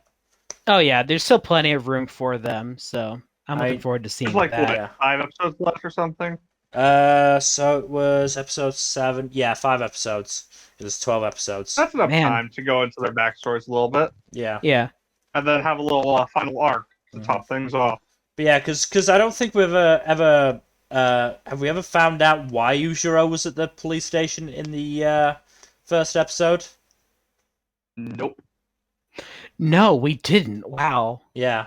We also don't find out about why he kind of just stepped aside from his family thing. If I recall correctly, it was implied that he did just think his little brother was better than him. Yeah. Oh, I get the implication, but it was never spelled out. Yeah. Yeah. And it's There's still stuff that could be fleshed out there. And it's possible that his dad asked him to step aside as well, which would, add to the trauma. Mm-hmm. Yeah, I mean, to be fair, like we don't really know much about his dad, but he is entirely possible he's just an asshole. Yeah. Yeah. As anime dads often are. Look, you either die a tragic backstory dad, or live long enough to see yourself become either a villain or a deadbeat. Yeah. Danseur went the former. Mm-hmm. And then there's One Piece, where almost all the dads are either dead or gone. Yeah. And sometimes, but if the dad is there, they're usually like, if they aren't assholes, they're usually pretty cool. Mm. Yeah. The rare cool anime dad. Those are always fun. Byakuya from Dr. Stone is going to take some beating. Shows. Yeah, exactly. I was going to say, like, that's going to come up. But yeah, I think that's about it from certainly from my perspective. Can't think of anything else to mention. Other than that, Nagisa really did come prepared for this. Like, brought a full kitchen set with him. Yeah, wow. Yeah, that guy he just went right at it, huh? He had a plan and he followed through on it. Like, got to admire his courage on that one. Also, just fucking Aizo and Yujiro needling him into admitting that he likes Hiyori. That was amazing. I loved that so much. It's like, you know exactly what they're doing. Yeah. Oh, that was funny. These boys are pros. They're so good at being shitheads. Yeah. Mm-hmm. Also, poor Hiyori. It's been like 6 months at least, and that one woman still is saying her name wrong. Oh yeah. Wow. Despite the fact it's been said right in her presence. It's been said right in her presence multiple times now. It's on purpose at this point. It's gotta be. Either that or she's just developed a habit. Yeah. And she refuses to change it. I'd laugh if she thinks the other people are the ones getting it wrong. That'd be so funny. Like just hilarious. Just pulls the boys aside. Why are you calling her by a wrong name? You know it's not Hiyori, it's Hiyoko, right? Sure, let's go with that. Our bad, I guess. Anyway, yes. Moving on now to I'm quitting heroing. This one. So, as it turns out, what I said in the last stream was, in fact, incorrect. He is... I'm glad you showed us a screenshot. So, he is not, in fact, a world hopper. It turns out that this world is a post-apocalyptic world. What? Yes. So they've gone through an apocalypse, recovered, and then gone through it again. No. Post-apocalyptic means they've gone through apocalypse and they are still not recovered. Post-apocalypse is they are starting to recover from the post-apocalyptic state of the world. Right. Okay. So they didn't go through 2 apocalypses. No. That would be a post-apocalyptic. What? Oh, so stupid. Whatever. But yeah, so No, Leo's been on this world the whole time. This one world the whole time. He was actually a genetically engineered hero to counter a demon invasion, along with I believe like 11 or 12 others. And he is the only one that's still around because I believe he was the only one with any form of immortality or longevity built into his power sets. So he's like at least 1,000 years old. Good for him. Yeah. But he tells all this to Marinus, the dude in the maid costume, to kind of just like open up to him, as well after he gave Marinus some tips on how to be more social. And it turns out the best way to become more social is to work in a customer service job and understand how people communicate and learn empathy for people who work in service jobs. Yeah. Good have thought. Yeah. Service jobs require a great deal of attentiveness and communication skills. And they're a great way to develop them. If they are often utterly miserable.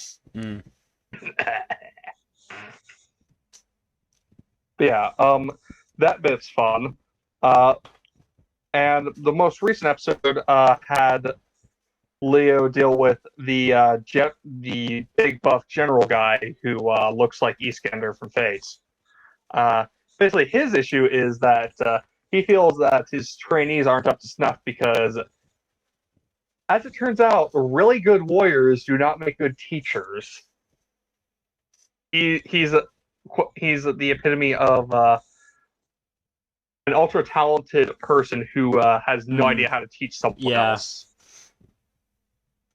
And Leo basically sets up a scenario where it's like, oh yeah, he's out of his depth now, and it's like, oh, this is super intuitive. How are you not getting this? And he puts Edvard in his soldier's shoes. Yeah. It's like, oh, I done fucked up.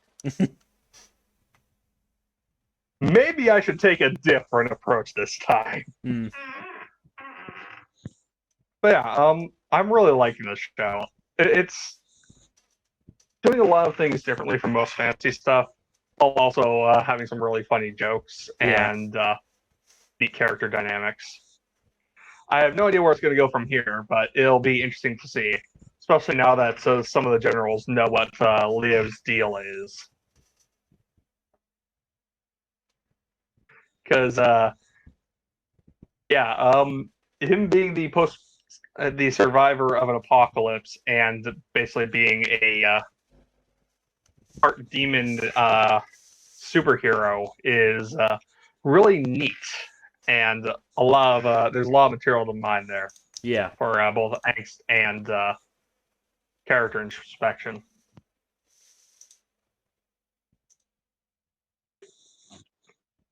Yeah, no, good stuff.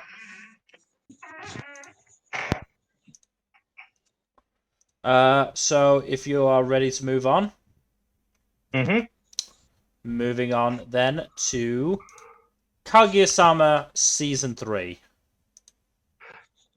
Hey, you know how we said there was more than one wrap episode that we'd be discussing this week?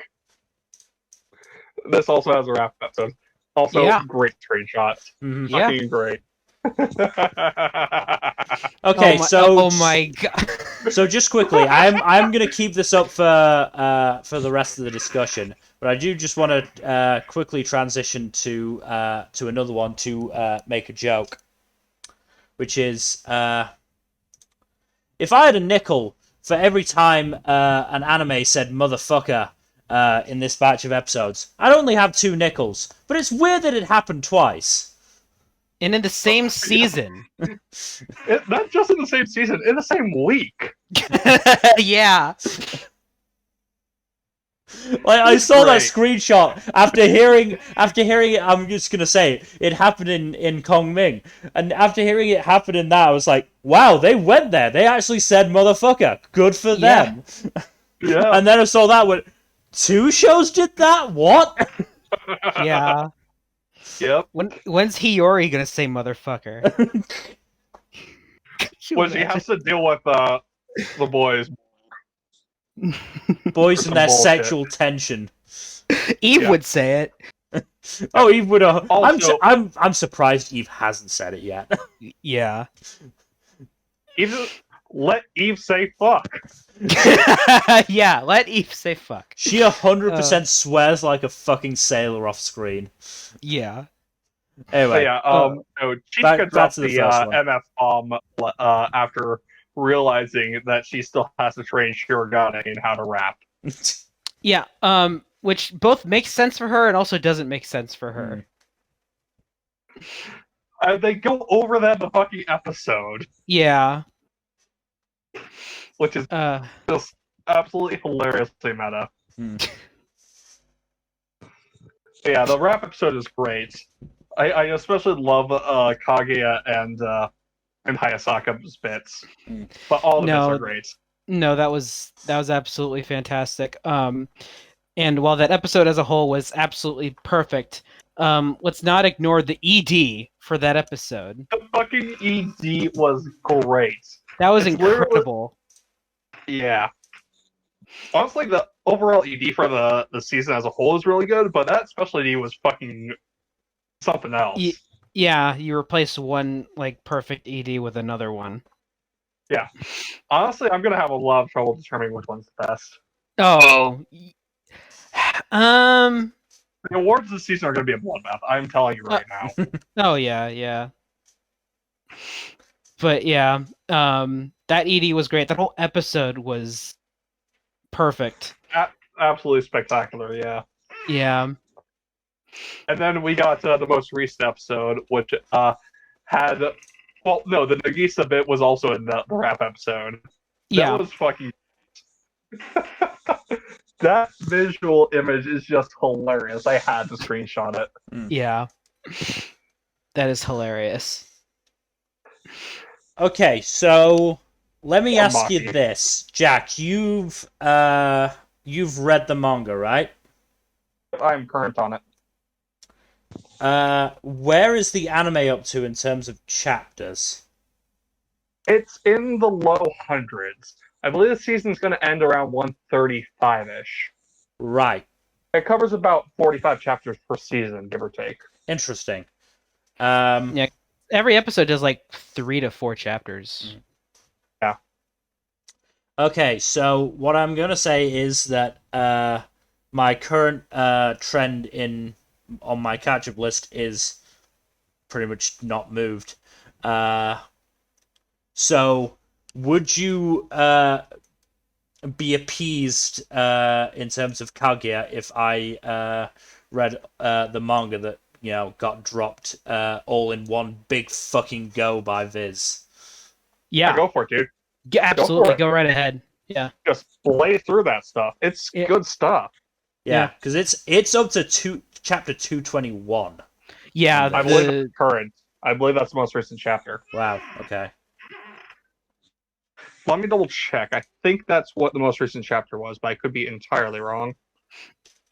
The Japanese release is a while ahead. No. Japanese release is almost 40 chapters ahead of that. Never mind. Yeah. They're going by volume release, unfortunately. Yeah. At least for now. Chapter 221, I believe, is the last chapter of volume 22. Yes, it is. It is. Yeah. Okay. Yeah, that's like 3 or 4 volumes behind the current publication of the manga. Yeah. Hopefully they start, simulpubbing it, but we'll see. I mean, the manga is almost over. Yeah. It is almost over. I imagine what they'll do is the same thing as Golden Kamuy. So when a new volume comes out in English, they'll put it online as well. Yeah, but I would hope they wouldn't do that because Kaguya is so popular. Yeah, and like I said, the manga is almost over. Yeah, exactly. And it's a It's shame to wait that long for a batch of chapters. It's a they're question right there. Yeah. You can translate them. You can just put them on there. No one. You do it already for so much. Like nothing's stopping you. I imagine it's a question of what they're allowed to do. By terms of the licensing agreement. I don't know. Maybe. I don't know. It's Either way, go ahead and binge that. Yeah. I will want to get the time. Yeah. Yeah. I definitely do intend to do that. It'll be a lot Yeah. easier for me to do that than catch up on the anime. Yeah. And if you don't watch the anime, at least watch the rap episode. Yeah. The rap episode is spectacular. Yeah. The anime is But also very the- good. The anime is very good. I do think it's arguably better just because of the freaking narrator. I'm not The narrator yeah. and the voice acting and music are and like the direction's really good too. Yeah. No, the director is really freaking good. Yeah. I'm not saying the anime is not good. I'm just saying that I struggle to catch up on anime. No, I understand Understandable. completely. No, The Manga only- is always faster. The only Manga's reason always- I manage to watch as much as I do seasonally is because I've got these streams to motivate me. yeah, exactly. And even then, I have gotten I'm in a into a similar boat. horrific habit of catching up on everything 2 or 3 days beforehand. I was up at 5 a.m. last night. I get it. I wake up at 4 a.m. every day, so that's fun. Yeah. Oh, jeez. I could never do that. Woohoo! Yeah, it's not fun. But Yeah. anyways, back to Kaguya. Poor Maki just is absolutely fucked by life. No.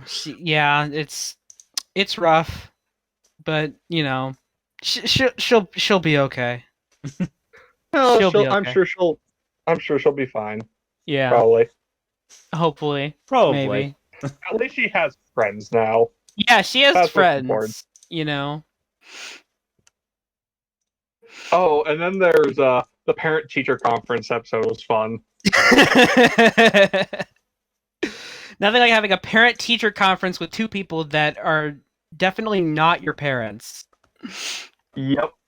So Kaguya, none of Kaguya's biological parents are there because her dad is neglectful and never shows up, and her mom is long dead. Mhm. So Ms. Hayasaka shows up to. I had a Just feeling it would be Hayasaka. Ms. Hayasaka shows up to sub both to be there for her daughter and to sub in for Kaguya. Hmm. And also, Mr. Shirogane shows up. And he's like, why don't I sit in as your dad? That'll be fun, right? Because you're my crush's dad, and that's weird. This is just practice for me being your father-in-law. Hey, have you done anything with my son yet? Have you even kissed? You haven't even kissed? Oh, that is just... Neither of you has made a move. That is just so unfortunate. Best dad. He is fucking great. I love Mr. Shirogane. Especially No, considering he's wonderful. voiced by fucking Dio. Yeah, His he's voice voiced was by also Dio. great. Imagine your dad being Dio. Poor Giorno doesn't have to imagine it. Oh, right. God, it reminds me of a meme I saw just right when Part 5 was airing. Just like, Father, please pay attention to me. Here's $5 to go away. Yeah. Okay, but yeah, back to this. Now they're prepping for the Culture Festival. The Culture Festival. Oh boy. And Ishigami is trying to spend time with his crush and is subtly competing with a bunch of other boys because his crush is a very popular girl. Yes. And he's That whole bit was winning. Very funny. Yeah, no, he's actually winning. Good for He's him. just like, you guys are half-assing your research to try to suck up to her. I am superior at sucking up to her because I have my facts. He literally just calls them half-assed in his internal narration. It's great. Yeah. And then Ino and her dedication to getting that bonfire set up. That was sweet. That Yeah. was real nice. I especially like how Ray decides to help her out. I also like that when at first she's getting a bit of blowback when she's trying to propose that at the meeting, and then Ishigami is like, "You're still having issues with this? Do you want me to sub in?" And then that alone is enough to give her motivation. I'm like, I got this. No, Fuck you, Yami. I can do this. yeah, he knew what he was doing. He knew what he was doing. Yeah, 100% the gambit, but it worked. Yeah. So there's that, and then the media clubs going around interviewing everyone. Oh yeah, they're going to take so many quotes out of context because that's how they are. I don't know what the gaming club has been up to, but a battle royale. Yes. D&D session, maybe? No. No. You know what? You'll have to see for yourself. It can't be described. No, Okay. no. But the gaming club is very funny. Also, one thing I noticed. Remember. So, Ryuju's his her sleeping bag looks awful familiar. Oh yeah, what was it then? A little sussy. Oh yeah. Yeah. I don't know if that was intentional or not. But Among Us is name dropped in the manga eventually, so I can't you can't write it off. Yeah. As a possibility. Yeah. But yeah. And man, Shirogane making that huge sculpture thing, Jesus. Yeah, paper mache dragon sculpture. Oh, I almost forgot the balloons. The balloons. Yes. I almost forgot about the balloons. Chika trying to futilely escape from Shirogane and his inability to develop any skill whatsoever. No, because she's like, they're all doing like balloon art and stuff, and he's trying to do it, but the balloon he just keeps popping the balloons. And Chica's like, "Oh, you were using just old, worn-out balloons. Here, use these new ones. See, it's not because you suck at it. Pop. Shit." Did you prepare balloons? Nmbr, did you prepare balloons? No. What? Did that sound like an actual balloon? Yeah! Sounded like balloons popping.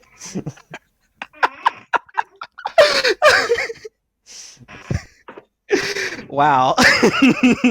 That's I didn't know it sounded that good. Okay, well. Like, maybe there was some conditioning there that, we're talking about balloons popping, and so we hear a sound that vaguely sounds like it, and so we think, Are you it must be balloons. Your mic out of Yeah, I'm blowing just a little bit. No, it genuinely, sounded like a balloon popping. I'll keep that in mind. Oh, that's funny. But no, I really liked at the end where the narrator was like, and again, and again, and again. Oh, this show's so funny. I can't wait for the Culture Festival. It's gonna be great. Oh yeah. A lot of bombs drop at the Culture Festival. Oh yeah. Yeah. Sounds fun. Yeah. Anyways. Yeah. Moving on. Moving on from one popular rom-com to another. Komi-san Can't Communicate Season 2. I decided instead of a screenshot, it had to be a GIF.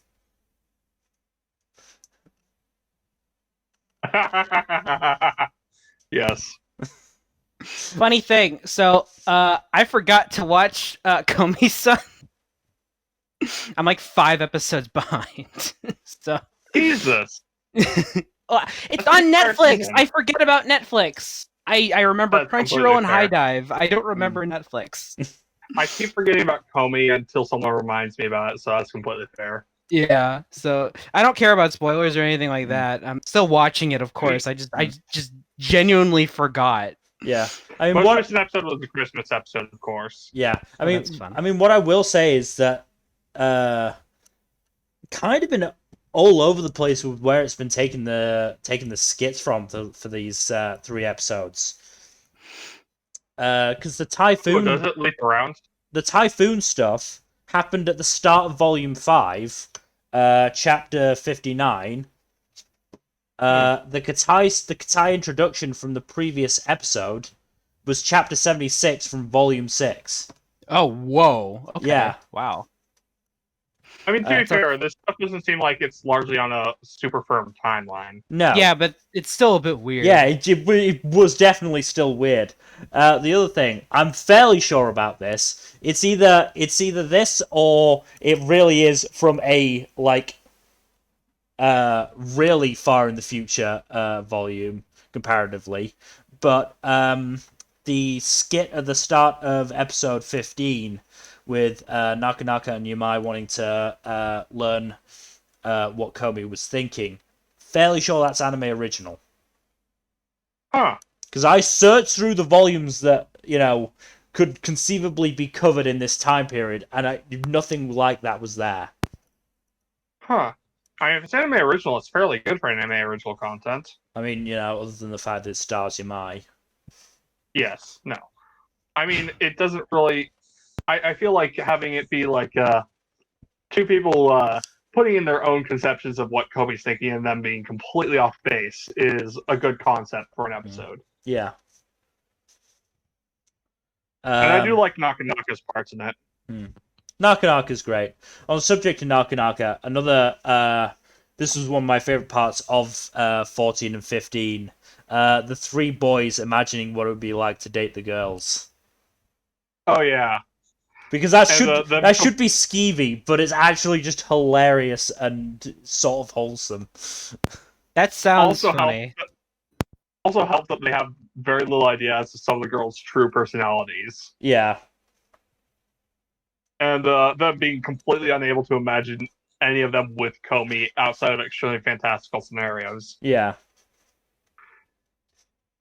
And then there's Tadano's extremely pure-hearted imagine spot of what it would be like if he was going out with Komi. Yeah, I'm going to be honest, this is where the ship tease between those two really starts. Yep.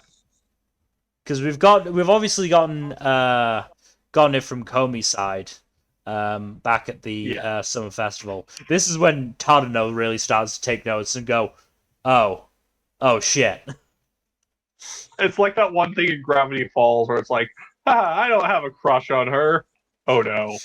I don't spend every day thinking about her. Oh no. But yeah, also, Nakanaka's won, by a landslide, I'd like to point out. Yeah. Nakanaka's it does actually give, a tally rating in the manga, and it really did. She really did just fucking dominate. Wow.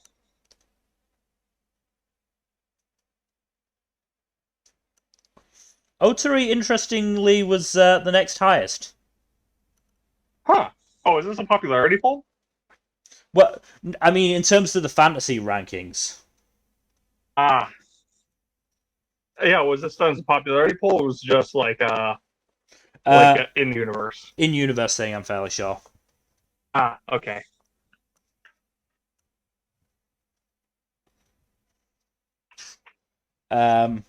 Yeah, so that was great. The cat cafe was good. That was a fun one. I also like that Tadano's gift for Komi was just a giant plush cat. Yeah, a 5'2" cat plush. Fucking great.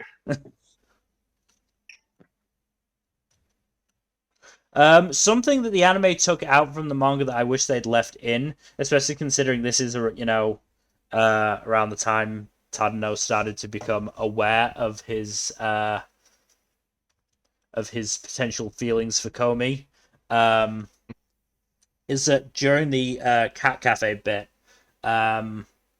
just prior to Tadano declining the invitation, you can actually see him look at Najimi, who is making kissing faces. Oh my god.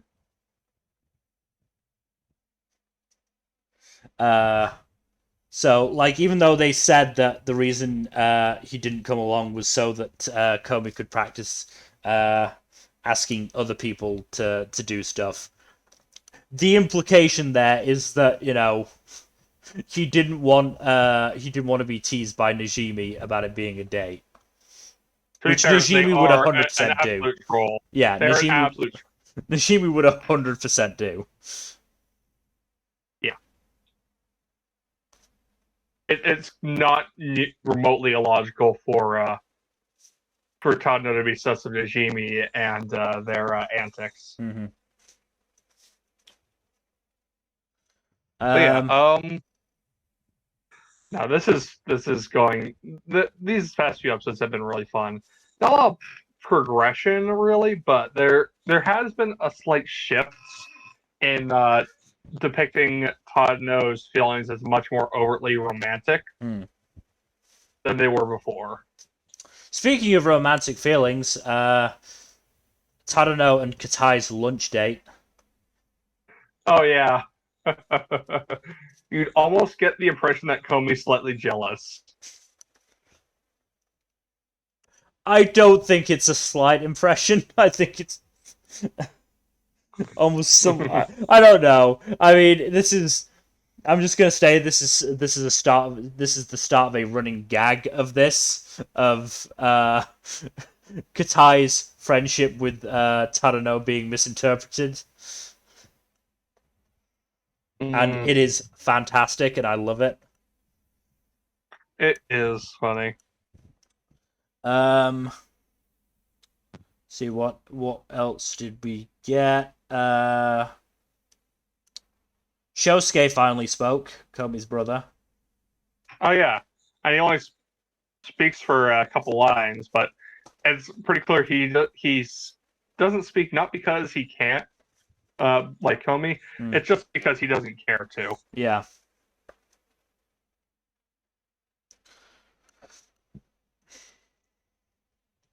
Yeah, Komi's continued to be very good. We're into volume 7 now.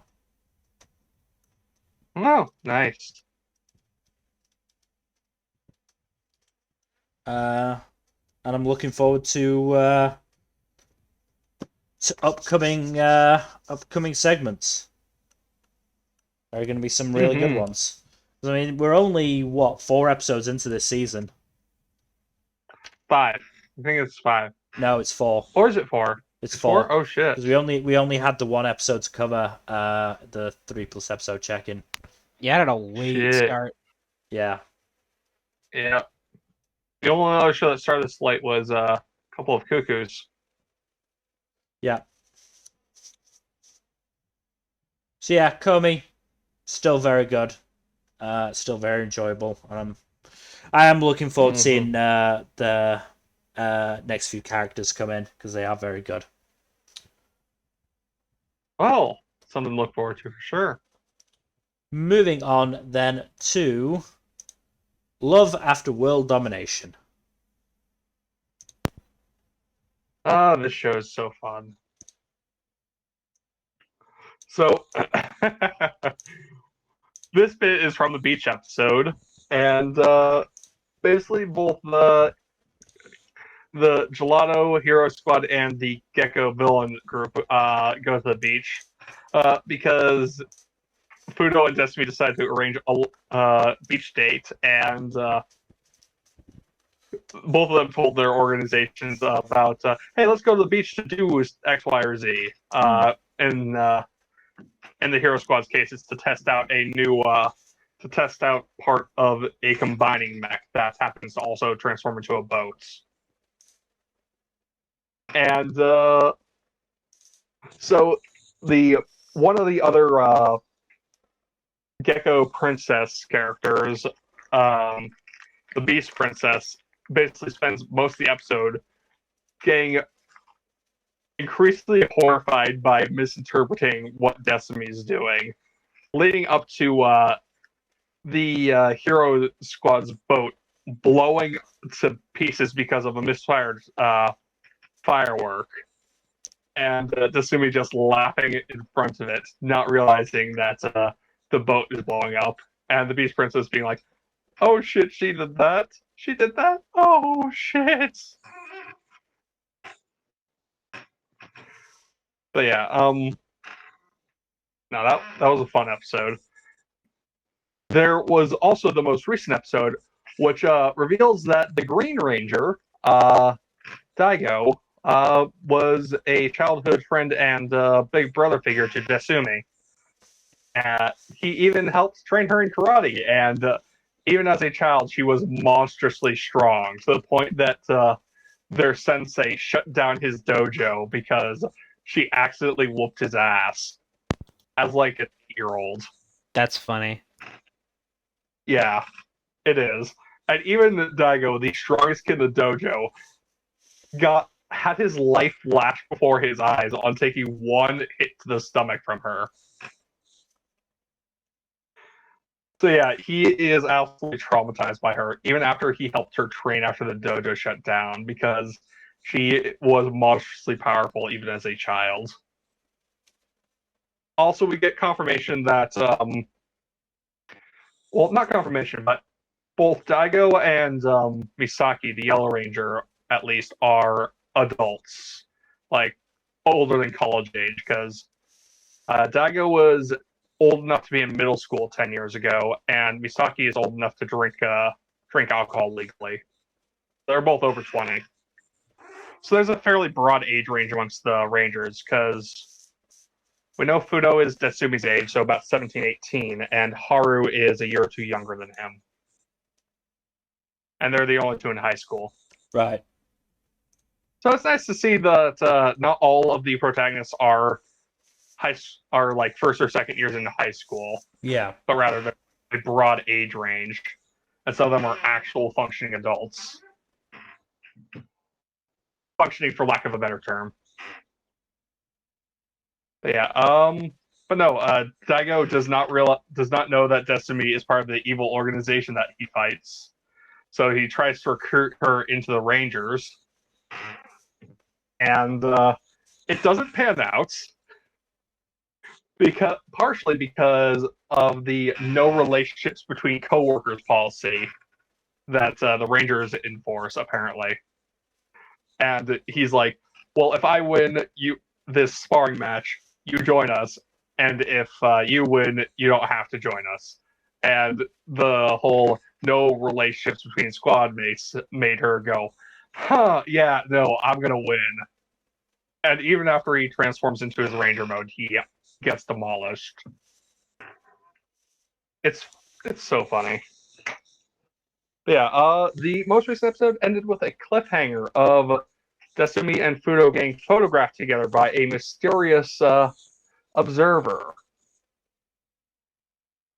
Wonder what that'll be about. A photographer, can... huh?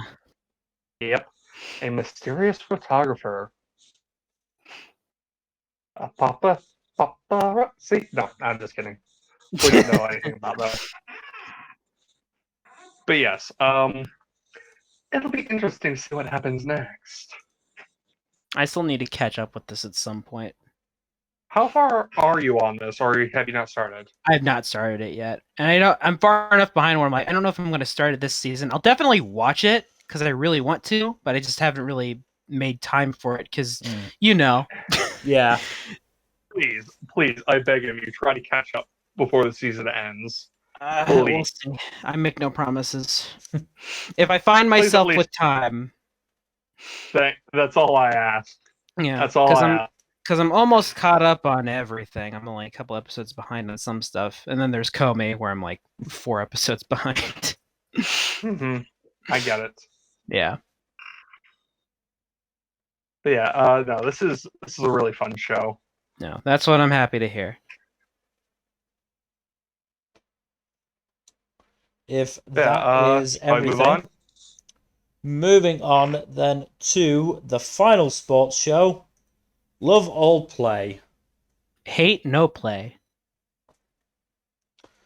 Uh, so this has been moving at a kind of frustratingly slow pace.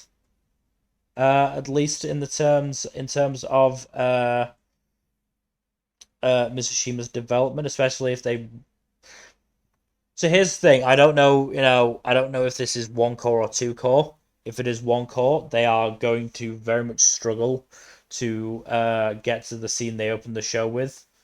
In which case, it seems kind of pointless to have opened the show with it.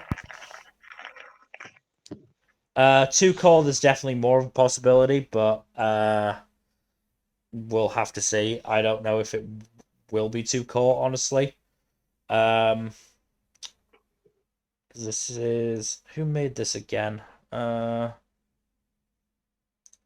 it go? Up. Oh, this was Nippon Animation and OLM. Would they have made this two core? I'm not sure. It's based on a novel series that has finished. Only had 4 volumes, so I'd like to think it could manage to finish, but I don't know. So episode 6 focused on the Higashiyama twins. That was quite a nice episode. Episode 7, there was a series of practice games with a school that had been 5-time inter-high champions, something like that. And we learn more about Yusa, the asshole rival. And then episode 8, the school goes to the inter high, gets knocked out. Mitsushima's not there because he fell asleep at his desk with his AC turned to 20 degrees and somehow got a cold.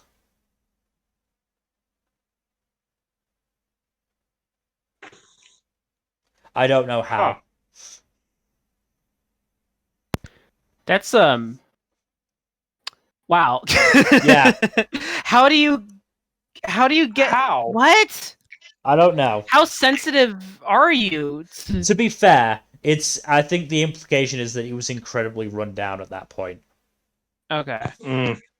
That's the thing, because the point was that he's been putting in a lot of work for badminton, and then then his grades started suffering again, so he had to put in a lot of work there. And yeah, I think the implication is that he just ran himself down and caught a cold. He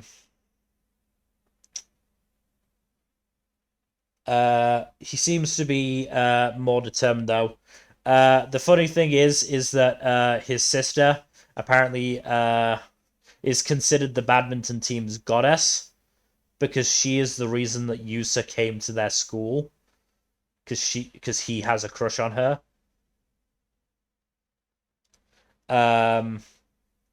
And to just ruin his reputation, the only reason he wants to win the singles, the doubles, and the team competitions is because Rika, his sister, said she wouldn't go out with Yusa if he didn't do that. So whenever he's gotten, angry or in episode 8 he started crying because he could only manage the double rather than the triple. It is because he doesn't get to go out with the girl he likes, which sort of brings his reputation down as an asshole. Yeah, this middle part hasn't been amazing, I don't think. I'm hoping that Mitsushima will, develop a bit more quickly, especially if it is only one core.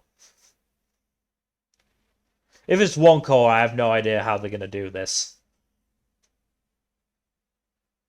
Because it seems, I don't know. I honestly don't know. It is the worst of the sports shows I'm watching this season. Are you at least enjoying it? I'm mostly enjoying it. As I said, the 3 episodes I watched for this batch were not great, honestly.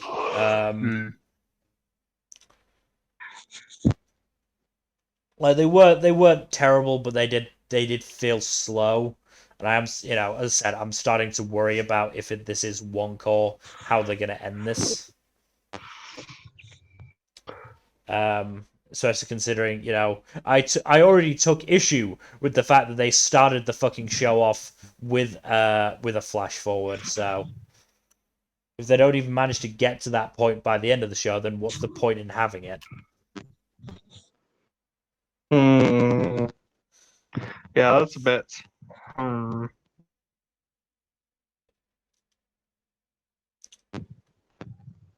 So yeah, I honestly don't have too much more to say about this. Hopefully it picks up then. I hope it does pick up towards the end of at the very least the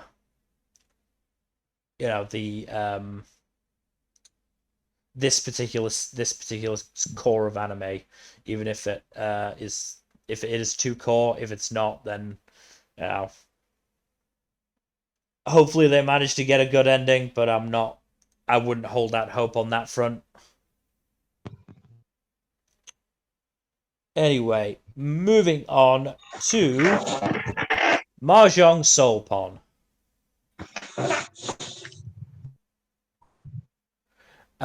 So 3 episodes. Let me try and remember exactly what happened in each of them.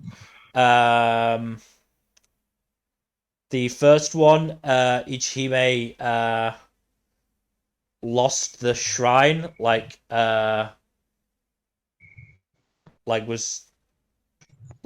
evicted.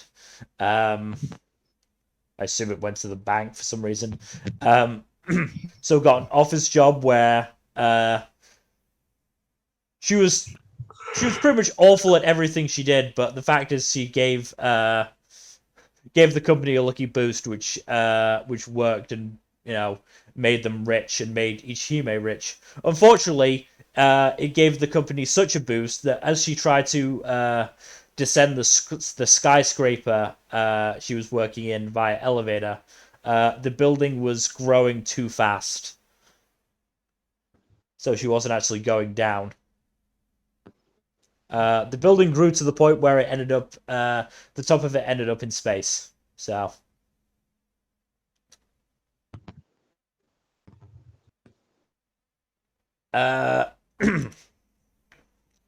second episode, I think it was that Ichihime went on a camping trip, if I recall correctly.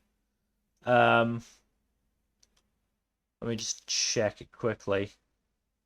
This is what happens when you watch a show that's like 90 seconds per episode. Yeah. I mean, that particular episode just wasn't it wasn't my favorite, honestly. Yeah, she just took a camping trip. Not really much happened in it. Episode 7 though, the group went on I think it was some sort of maybe skiing trip, or certainly trip into the mountains, and then they got lost, and then a blizzard hit, and so they said, "Oh, we can't fall asleep or we'll die, so we need to play mahjong to stay awake." Unfortunately, then the snow covered the tiles, so they all thought they had a winning hand. So it didn't. Oh, that's fun. Didn't work too well. Yeah, I mean, this is again, 90 seconds. I spent, 270 seconds, which is 4.5 minutes. It's yeah. 4.5 minutes watching those 3 episodes today. I can do that I can do that. It's not a Really not a big hardship. fan of it. Like if there were longer episodes, it would be a lot worse, but it's not. So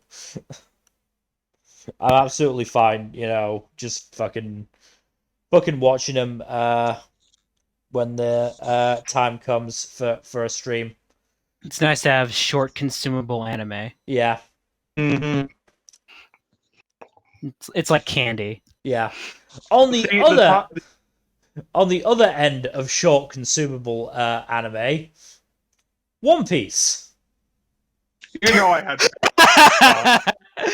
You know I had to pick it. Oh yeah, It could be only this one. yeah. One of my favorite gags in the entire series. Mhm. Oh, the fucking idiots. Ugh, gorgeous episode. Absolutely. We got a recap episode because of a Golden Week, but Yeah. we still got 2 really fun episodes of good old Roof Piece. Yeah, roof piece. Whew, yeah, flashy shit all around. Honestly, this is not a whole lot to really talk about other than just everyone being awesome. Yeah, no, it's a fun fight sequence for pretty much the entire 2 episodes, except for this one weird anime original diversion to Sanji for whatever reason. Wonderful. Yeah, it's about as bad as you expect it to be. But yeah, no, the rest of it is awesome. I like Law getting pissed off that people keep telling him what to do. Yes, great. Well, Also, you have like Zoro. the most... Continue. I'll get to that later. You have then there's just Zoro using Enma to almost just like slice a big chunk out of Kaido, and Big Mom's like, "Oh shit, dodge that!" Which is fucking awesome. Zoro pulls that kind of thing off. Yeah. But Law, you have like the most useful power. Like, what do you expect? You can teleport shit anywhere. Law, you should not be surprised that you were going to be playing support for most of this. Yeah. What you the second you entered that alliance, that this was gonna happen. Again, yeah, then you have Kaido just like, yeah. Again, hey, I want. I say, professionally, Law could not have picked a better person to ally with. Personally, he couldn't have picked a worse person to ally with. Oh yeah, yeah.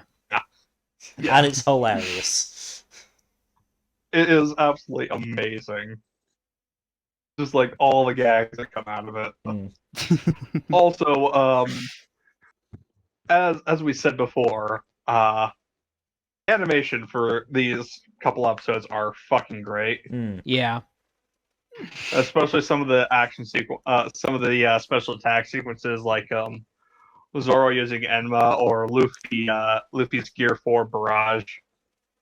Or, yeah, at the end of the episode where it goes on to the yeah, it goes all the way to the to be continued card, which is great. And the Crunchyroll clip for that. Yeah, the name of it was like Luffy does so many punches it's too much for one episode. Yeah. Or something like that. Yeah. Also, I just love that Big Mom makes an ender face when Luffy just hangs for lightning, no problem. I'm made of rubber. Yeah, that's what it is. Yeah. Yeah. No, Nmbr. If you know, you know. Indeed. Speaking of which, I want there is a very specific chapter that I very much hope gets animated by the same person who did episode 1015, because it needs it needs a director of that skill. Yeah, same director. Hopefully the same group of animators as well. That would be great. I mean, it is a very monumental chapter, so or just Toei veterans in general would be cool. Yeah, because that's huge. Yeah, but that's a ways off. We probably won't see that get adapted until next year. Oh, Looks like the jeez. Wano manga will likely be done. Yeah, probably. Yeah, no, this is good shit, Yeah. and I am glad that even though it's mostly action focused, it doesn't skimp on some of the fun gags. No, not at all. I mean, look at your screenshot. Mm. It's hilarious. Absolute work of art right Yeah. here. Yeah. Fucking dumbasses. I love these idiots. I Oh, love yeah. them so much. No, they're definitely. perfect. We all love these idiots. Yeah. I love how even like, what the fuck are you idiots doing?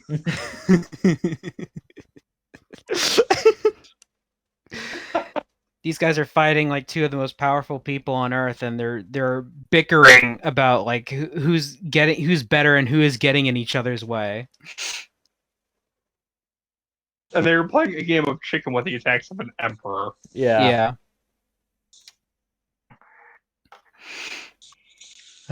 Wonderful dumbass. Yeah. I think that's about it for now. Not a whole lot to really talk about. All Yeah. just gorgeous action, but yeah. Yeah, everyone got their own bit of awesome throughout the fight so far. Yeah. Moving on then to Onipan. Some So Mel, how quickly did you call that the idol girl was Oh, I mean the first time she fucking transformed in the episode. Oh, I expected it as soon as she was introduced and it was said like, oh, no one knows what her daily what she does regularly. It's like, oh, I so just thought that was a that reference to character her we being a Shuni. Nope. Before that, we had the girls joining clubs where they visited the baseball club, the Bat Club, the Pitfall Club, and the Pitfall Discovery Club. And then they meet up with the robot The Mecha Club. Mecha Club, yeah. And they help them with their projects and everything, and then they don't join them because they're not really interested. Yeah. I mean, the first invention they help build is a mech to insert a straw into a milk carton. Yeah. Which is just so Rube Goldberg-esque. Yeah. But they eventually managed to create 3 drones and race them for the entertainment of the student body. Then that's fun. Episode 5 was the annual Momotaro Battle Royale. Yep. That was fun because none of those turned out to be actual battles. Mm-hmm. And at some points it's evolved into just like just them straight up trying to bribe the judges with food and stuff. Which was great. I mean, they ended up just playing a fucking Magic the Gathering / Yu-Gi-Oh clone. That was fun, yeah. Then the final episode was all, or from this batch was all about the idol Nororine, who is actually the Oni's classmate Noriko, who is a fucking massive tunie. Yes. Yeah. As soon as the episode said that the idol is a character about whom personal details are sparse, I was like, oh, it's the Chuny. The Chuny transforms as the idol somehow, and it's like, oh, she's a magical girl. Mm-hmm. Of course. I mean, what was hilarious is that Himawari and Tsuyukusa see Noriko transform, but Satsuji, the biggest fan out of the 3 of them, doesn't, and fucking Noriko Matrix dodges the accusations. Yeah, that was funny. What was also funny was the other 2 acknowledging like, probably for the best that she didn't find out, because she is an absolute blabbermouth. No, but the best part of it was that at the end, when Norin is giving the concert and actually mentions, "Oh, I've got 3 friends who are Oni who really helped me," and Satsuji's like, "They're so lucky." Like you aren't the only you aren't the only 3 Oni not on Onigashima. Yep. Yep.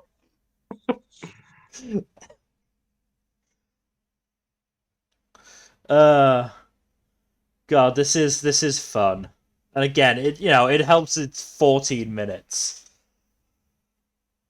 so it really is just fairly easy watch.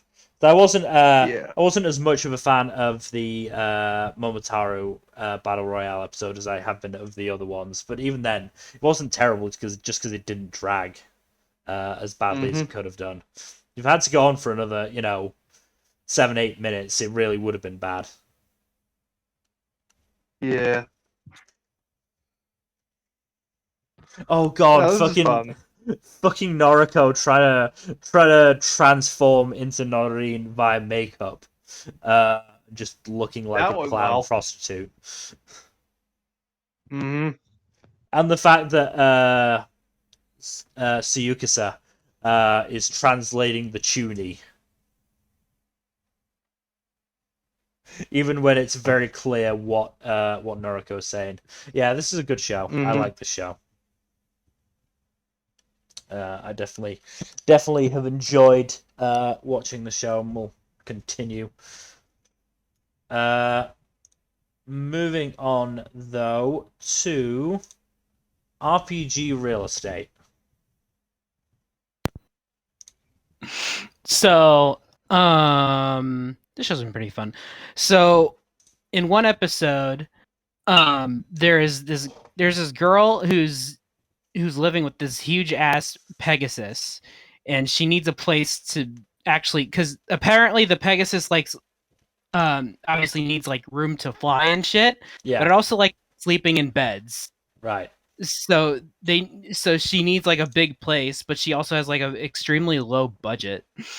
So there are a few funny gags around that, but apparently the solution is to just get her this place that's like way outside of town, but she can still make it to her job on time by riding on the Pegasus because it moves fast as hell. Right. So that was cute. I really liked that. Not a whole lot to really talk about. The ongoing plot with the dragon attacks, that is still happening. The apparently the dragon attacks have left a lot of people homeless, which is obviously good for the agency. Good for the real estate economy, yeah. Yeah, exactly. Like, oh shit, we got more work. So that's good. But obviously, there are more characters are starting to get suspicious of Fa, the little dragon girl, because she has dragon like features, and people are starting to think that she, mainly the main character, she's starting to think that she's related to the dragon that's attacking in some way. But if Fa is connected to the dragon, she doesn't seem aware of it. Yeah. Because at one point in an episode, she wakes up and she's in the middle of the street, which is, that's not good. And she doesn't remember anything. So obviously very suspicious. But Fa is sweet and wholesome as fuck. She was originally conflicted, but our main character is pretty much convinced that no, Fa is a good person. She wouldn't not intentionally attack people. So, but there is that ongoing plot that is interesting. My ongoing theory is that Fa is just like related to the dragon, maybe like the dragon's daughter or something, and the dragon is trying to look for Fa or something like that. But I'm not sure, because Fa was an orphan and was adopted by, I think, one of the nation's heroes.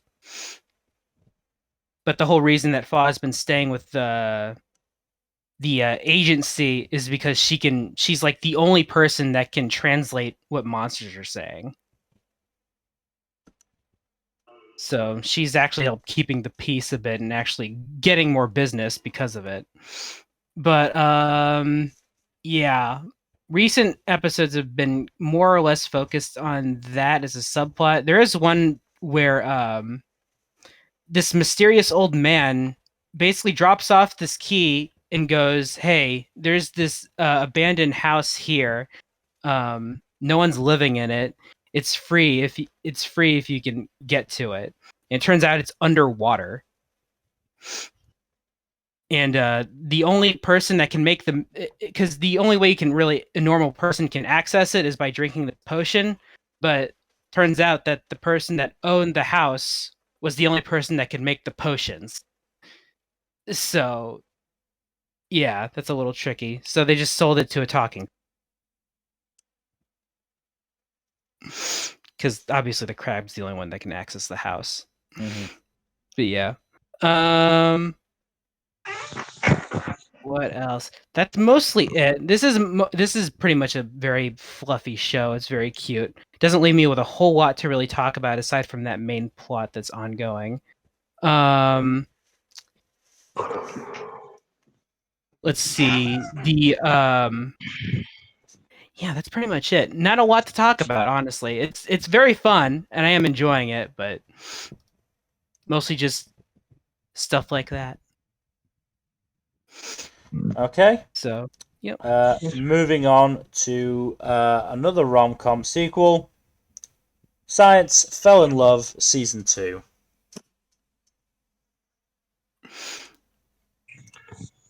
Taking a screenshot for this one was hard because there's a lot of good ones for this, but I did the energy behind this face. I couldn't say no. Yeah. just look at it. Oh goodness. Most recent episode actually kind of surprised me by bringing up the Kinsey scale because I was not expecting any anime to mention anything like that. The Kinsey scale isn't like super valid scientifically because it's like very narrowly applicable. Mm-hmm. It doesn't include anything like on the doesn't include any aspec stuff or anything like that. It's just strictly hetero to homosexual. But I'm honestly surprised that this anime even acknowledged it, let alone made it the basis for like the whole bit. Yeah. It's science. Yeah, it is science. Science. It's somewhat old science, but still science. Yeah, it's science.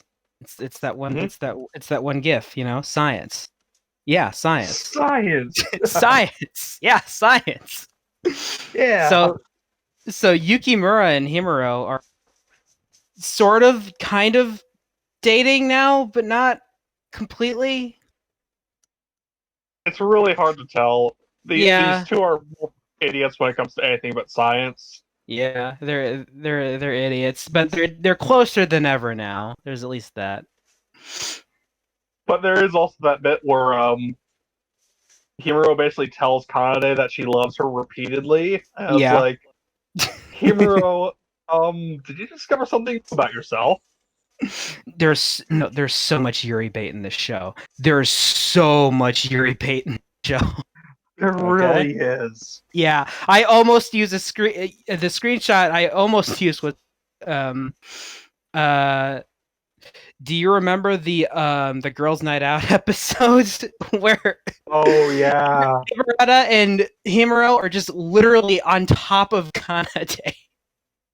Yeah. Yeah, I remember that. I almost used that.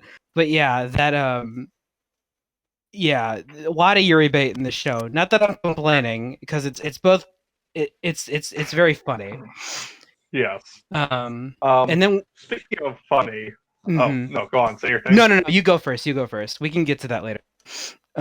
Speaking of funny, it's becoming increasingly obvious that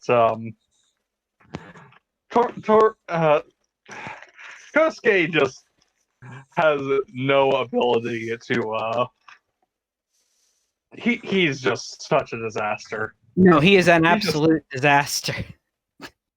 And like- it's made worse by the fact that Ibarata is just like constantly there on his shoulder, whispering, like, "Oh yeah, this thing will definitely help you out. Totally not going to go wrong for you. No siree." Oh, I love those two so much. They should just get hitched already. Yeah, It'll be pretty better much. for both of them. Yeah, they may as well. Looks like our manga writer friend is up to some shit again. Are you even remotely surprised? No, not at all. It's just, she is up to some shit again. We don't know what it is. She is quite the sussy baka. Yeah. Okay, okay, it was fun talking to you guys. No, don't say that again. Oh I'm my sorry, goodness. Nmbr. No, Sorry. stop. No, I'm beginning to think she doesn't like the Among Us references. That's pretty sus.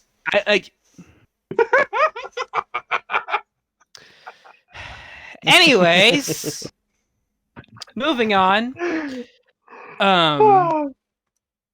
Sorry. But yeah, Ibarata is on to her, and she's like, "Hey, if you mess around with Kosuke, I'm not letting that happen." If you fuck around, you're going to find out. In a nutshell. Yeah, you'll find out. So that was. I'll say Ibarata is low low-key the most threatening member of the science group. Oh no, absolutely. She's great.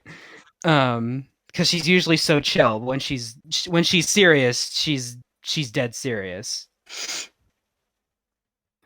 And then there's Kanade's stuff with her teacher that she apparently fucking judo through him. Yeah, she. It's so weird because like do this entire flashback like she's telling the story about how this high schooler is dating her teacher, and it's like and then right in the middle she just judo throws her freaking teacher. And I'm like, what? Yeah, she's like, she has this crush on him. He's like, I'm sorry, I can't go out with you. And it's like, if I do really well in my exams, will you at least go on this one date with me? It's like, okay, fine. And then on that date, she fucking judo throws him because he accidentally stumbled into her. Yeah. Okay. But apparently that whole thing scarred her a bit. Mm-hmm. Yeah. It's a little weird because like that whole part of the flashback is funny, and then you get to the more darker, depressing part of it. Mm-hmm. Mm-hmm. Yeah. Wasn't expecting that at all, but yeah. So she just wants to be normal, but unfortunately, we can't have that. It wouldn't make as much of an interesting story. No, also, yeah, you're hanging out with these guys. Like you're the most normal of them all, but you can't be normal. Not a high bar. Possible. No, Mhm. no, It's not. no. It's no.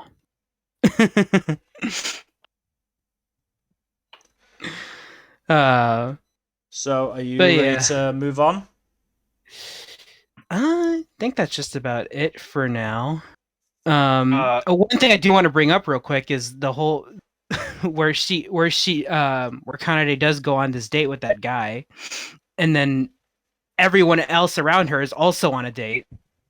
Oh yeah, I remember. Like, there's this one professor couple that comes right the fuck out of nowhere and explicitly gets a lot of focus. And it's like, where the fuck did that come from? It's weird, but they're also cute, so I don't hate it. I don't hate it, but it's just yeah, odd. Yeah, it was definitely weird. That feels like something that may have like they probably appeared earlier in like the manga or something. I don't know. Probably, I don't know. What I just know it's very jarring. Yeah, it was definitely jarring. But because like you have all these established characters, and then you have these two. Yeah. And then you have Kosuke on a date with his figure. And he realizes in the next episode that that's actually kind of weird. Kind of, yeah. But yeah, It takes a great deal of courage to do that kind of thing. Let's say. all right. I think that's just about it for now. This show's funny and I really like it. I just want to see Kosuke and Ibarata get together already, though. They just need to bone already. Yeah, Just, I'm ready for just it. kiss already. Yeah. But we can move on now.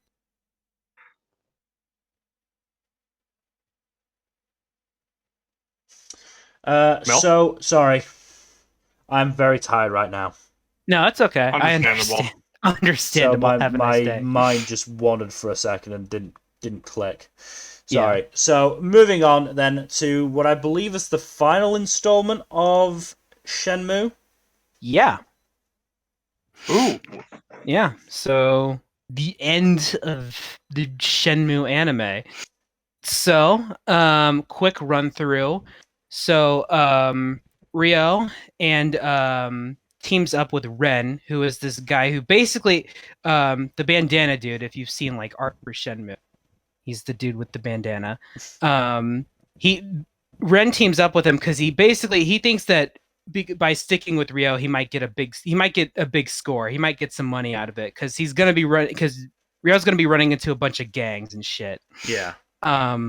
And everybody knows if you beat up gang members, money falls out.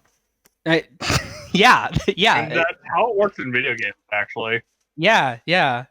Shenmue is a video game, so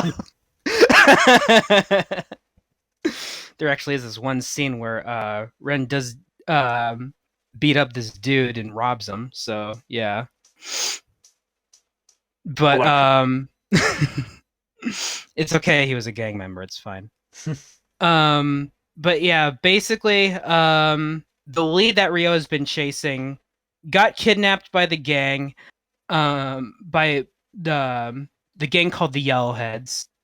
They infiltrate their base. They and what do you know it? Turns out that Landy, the guy Ryo has been chasing, has been working directly with them in that very same building. Shocker.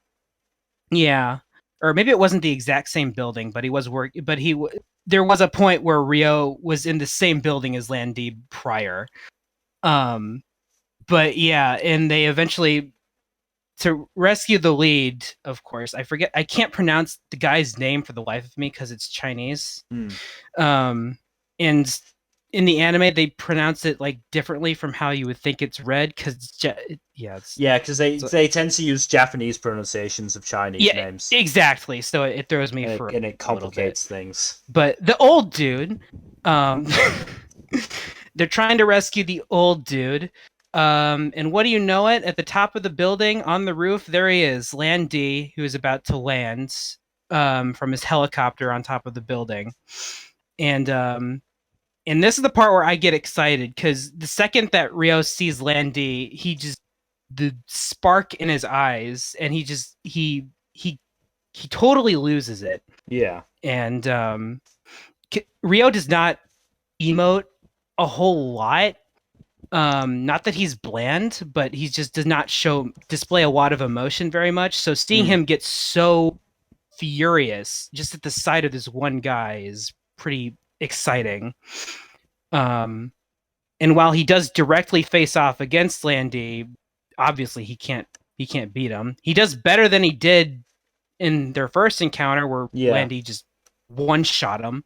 Just backhanded him out of the way. Now Ryo can actually put up a fight, because like throughout this entire arc, he's basically been learning virtues of martial arts the entire time. And but yeah, so that allows him to do better, but it's futile.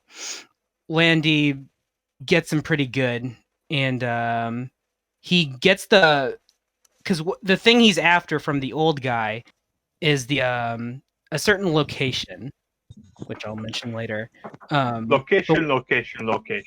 Yeah, he wants to know where something is, and then once he gets that, he's like, okay, I'm out. his helicopter picks him up and he goes away.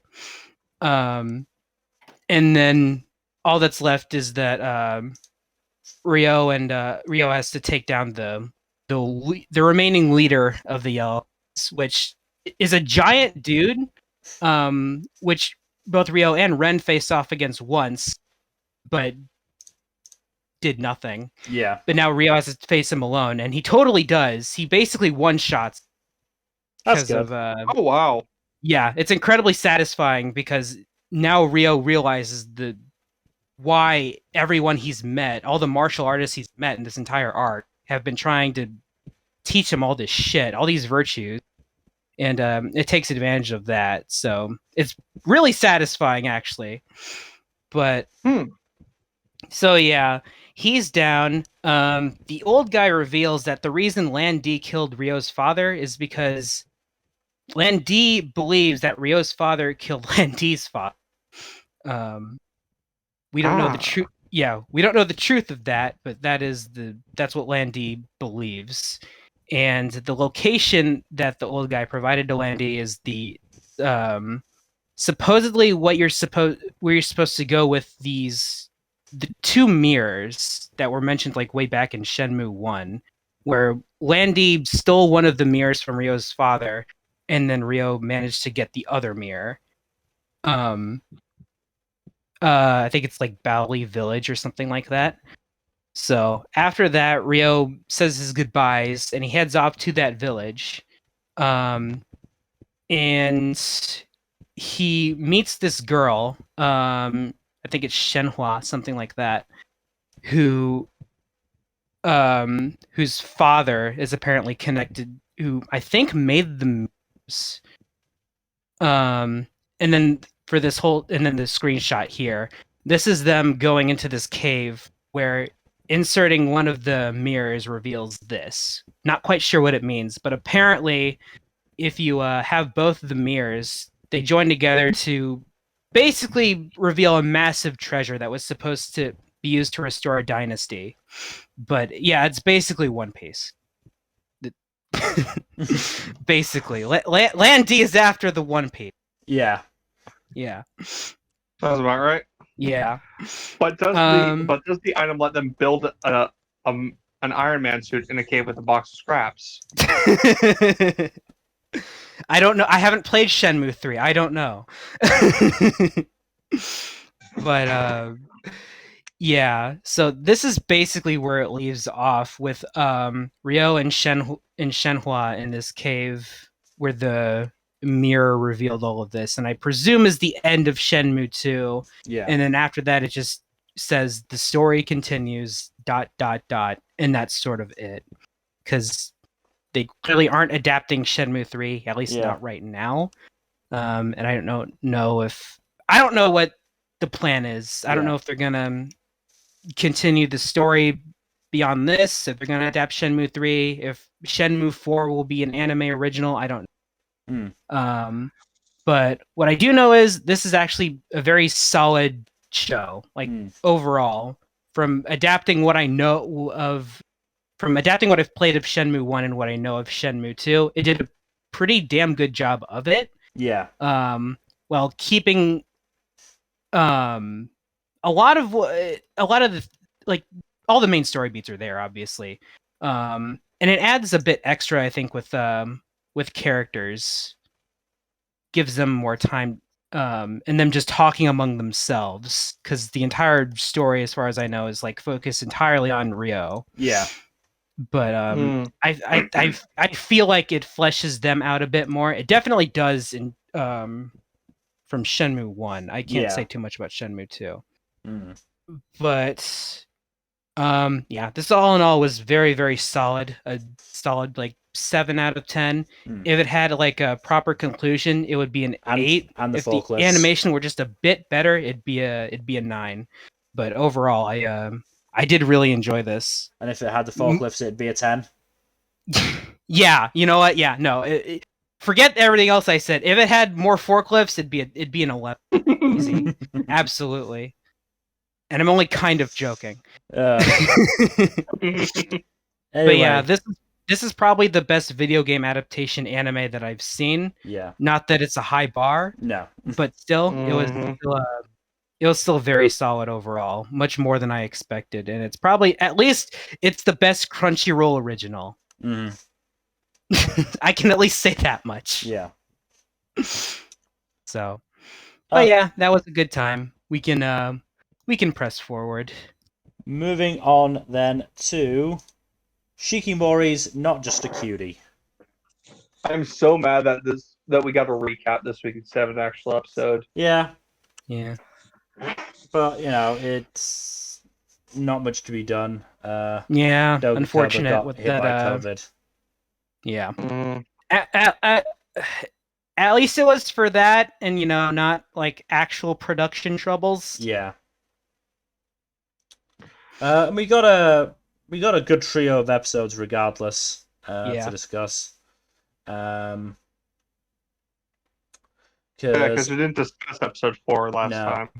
I don't think Yeah. I know I hadn't Um, watched it last time out. I'm not sure if No, I didn't watch I it. hadn't watched it either. Yeah. No. So episode 4, group made plans for summer, which was it's always nice when Izumi's friends take into account his horrific luck. His condition, shall we say. Mm-hmm. They go shopping, and Izumi flusters Shikimori by looking at a model's abs. She thinks he's checking out Finally- like the whole body of the swimsuit. No, he's just like, man, she has crazy muscles. I mean, he's not wrong. It lines up with his taste too. Yeah, so. no, absolutely.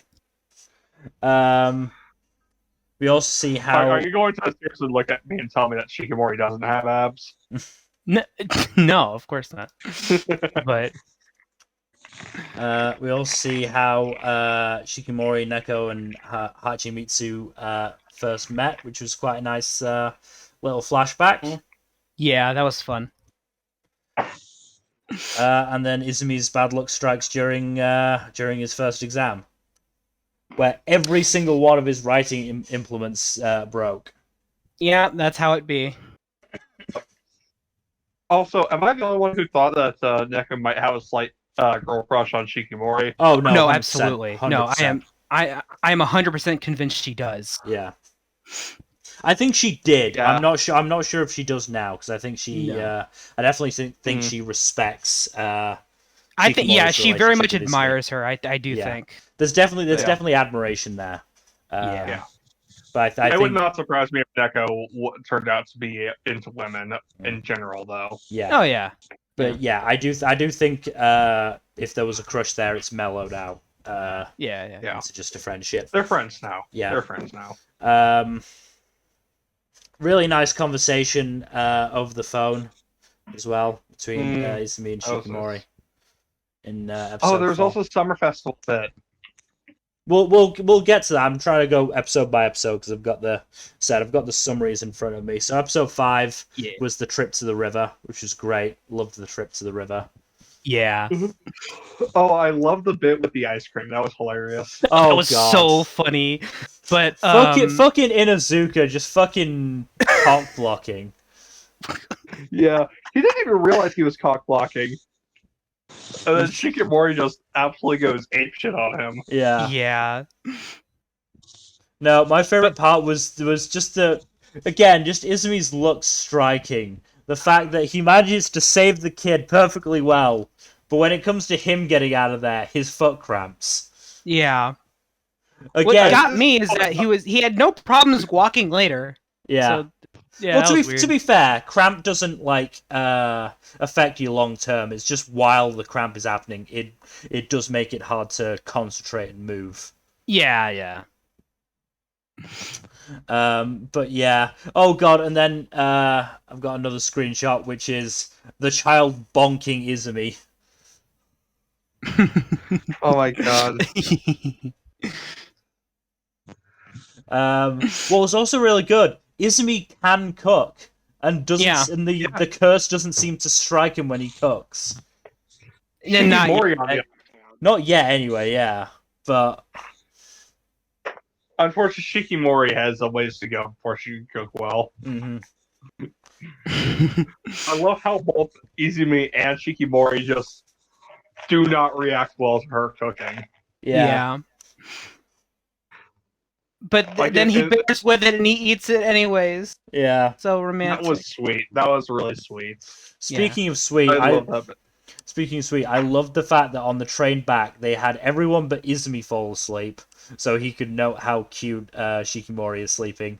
Then he fell asleep right as Shikimori woke up, so she could do the that same, was and nice. then Then pull she him onto. pulls him over Yeah. so that he leans Yeah, Yeah. instead of Inuzuka. That was great. It's funny to me that she's jealous of their relationship. Yeah. One thing I do want to point out, the s'mores. right. Oh, that was When Shikimori was eating the s'mores. Oh yeah. Oh yeah. God. Wow. Just You, licking her finger, going, "I could eat these all day." I was just like, I need to Oh go in the cold water now. And the way it was animated too, and I'm like, wow, okay, calm down just a little bit. All right. Wow. I mean, there is also something to be said about how good s'mores taste, though. 'Cause s'mores are good. No, absolutely. Yeah, goddamn, those emulators be thirsty. Yeah. So yeah, then yeah, we get the summer festival episode. That was really cute. Yeah. Yeah, we actually got something that Shikimori isn't godlike at. The goldfish thing. Yeah. Yeah. Because her aura is too overpowering. But I did like that Neko and Hachimitsu were like, "We'll distract this idiot. You go have fun on your date." Mm-hmm.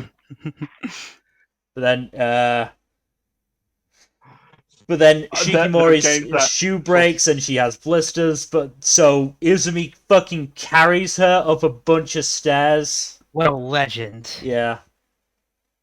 His luck doesn't give out once during that whole climb. Yeah, which amazes me. I'm glad. I am glad because Yeah, thank goodness. It's funny. It gave us a really heartwarming moment at the top of at the shrine, looking at the fireworks. As funny as it can be, like I do, want to have these moments unspoiled by Izumi's cursed luck.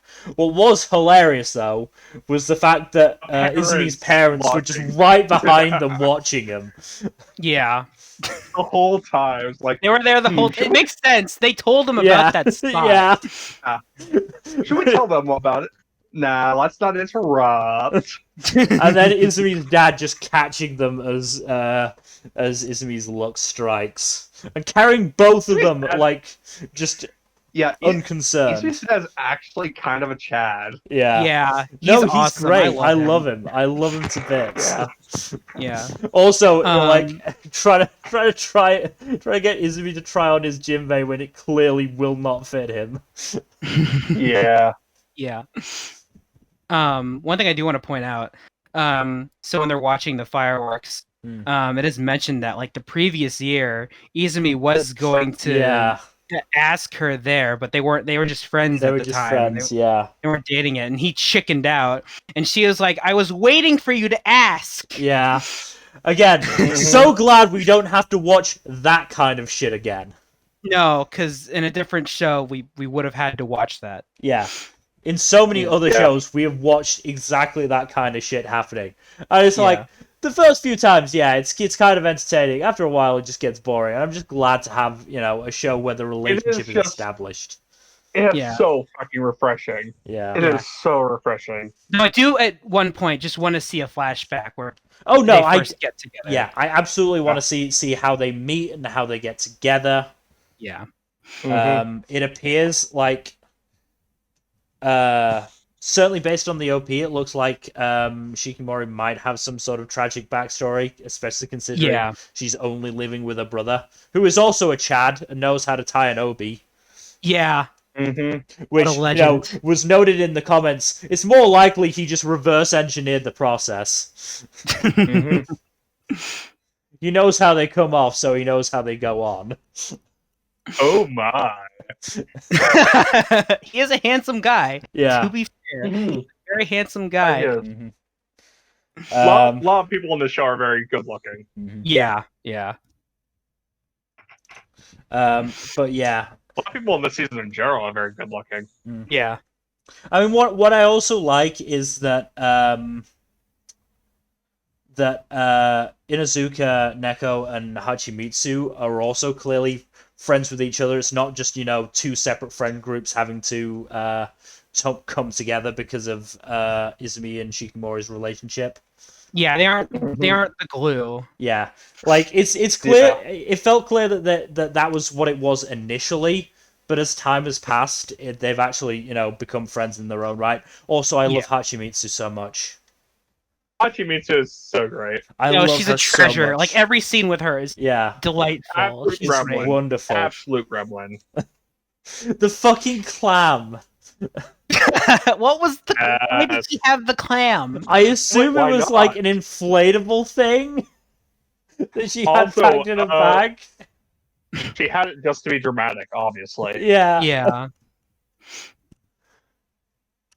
No, she's wonderful. No, she's absolutely fantastic, and I adore her. I'm really enjoying Shikimori. I totally do not relate to the people who say it's boring. No, it's not. I think they're just too used to shows that just have like arguably a bit more meat on them, which understandable. Or they're just way too obsessed with the chase, rather than a show with an actual established relationship. Yeah, and don't get me wrong, I like the chase, but like after chase is all well and good, but like having something different is nice. But we have so many of those. We have so many of those. It's like sometimes you just want to watch a couple be a couple, and be cute, Exactly. I think the other thing is that people are just so used to fucking asshole characters as well. Because like I remember seeing a meme that called Izumi a dumb, useless character, and I was just like, in Izumi's case, it's him being a kind guy with a badass girlfriend and horrific luck, which don't class as dumb or useless. Honestly, the more I see Izumi, the more I like him. Yeah, I really enjoy him. Like he's not, he's not the most interesting character ever, but like he's incredibly likable. Look, not all protagonists have to be uber badasses or ultra jackasses. Yeah, you can have a swell guy every now and again. Yeah. Izumi doesn't need to be a badass when he's got his girlfriend. Yeah. I mean, he saved that kid, and then he did save that kid. Himself, but he did save that kid. He saved the kid, which is the important bit. Yeah. Yeah. And he was, and the way he carried his guy. Oh no! The people are crazy. People are dumb. No. People are stupid. No, look at this guy. You would love to date this guy when you were in high school.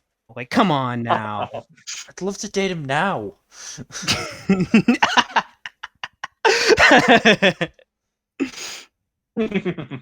But no, he's delightful. This whole cast is delightful. He's a sweetheart. Yeah, no, it's a really good cast. It's a really good cast.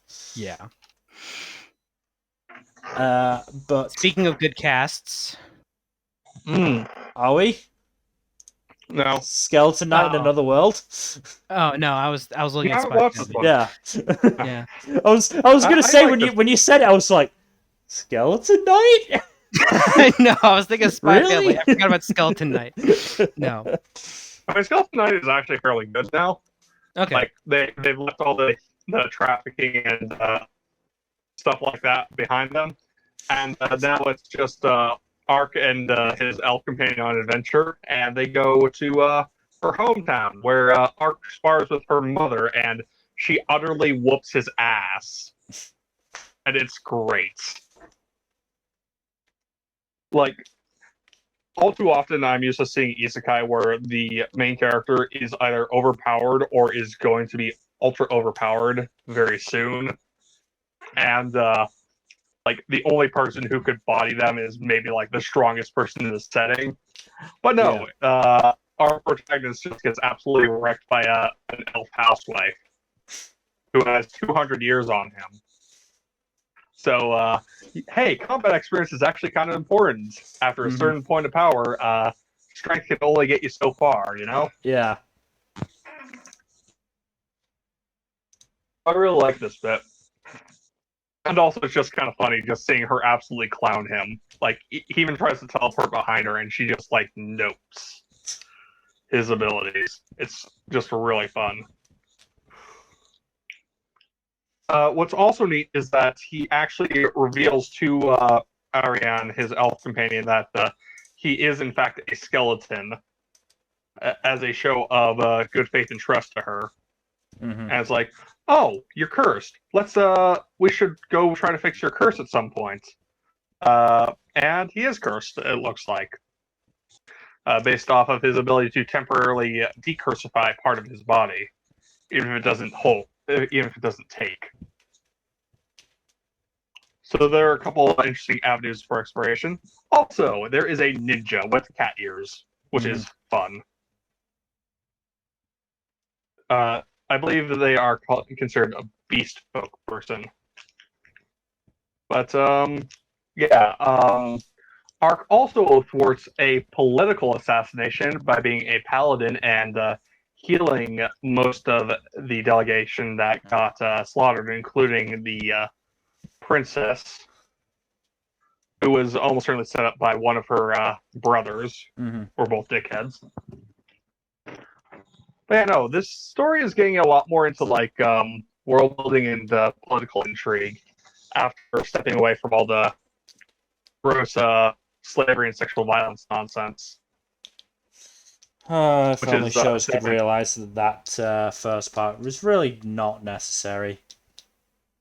Yeah, it really wasn't. If it makes you feel better, the headmaster of the ring got kicked in the groin repeatedly by a steel-toed boot and got beaten to death by 2 former slaves. That's good. It's what he deserves. Yeah. It's good that they got some comeuppance. Yeah. Other shows don't manage to do learn from that. Yeah. Yeah, I'm liking the show's trajectory now. It's gotten a much better trajectory. And I can now unapologetically enjoy it. Awesome. Okay, then. Yeah, so those first few episodes are kind of rough, but now we're going to move on to one of the gems of the season. Moving on, right. then. Trapped in a dating sim, the world...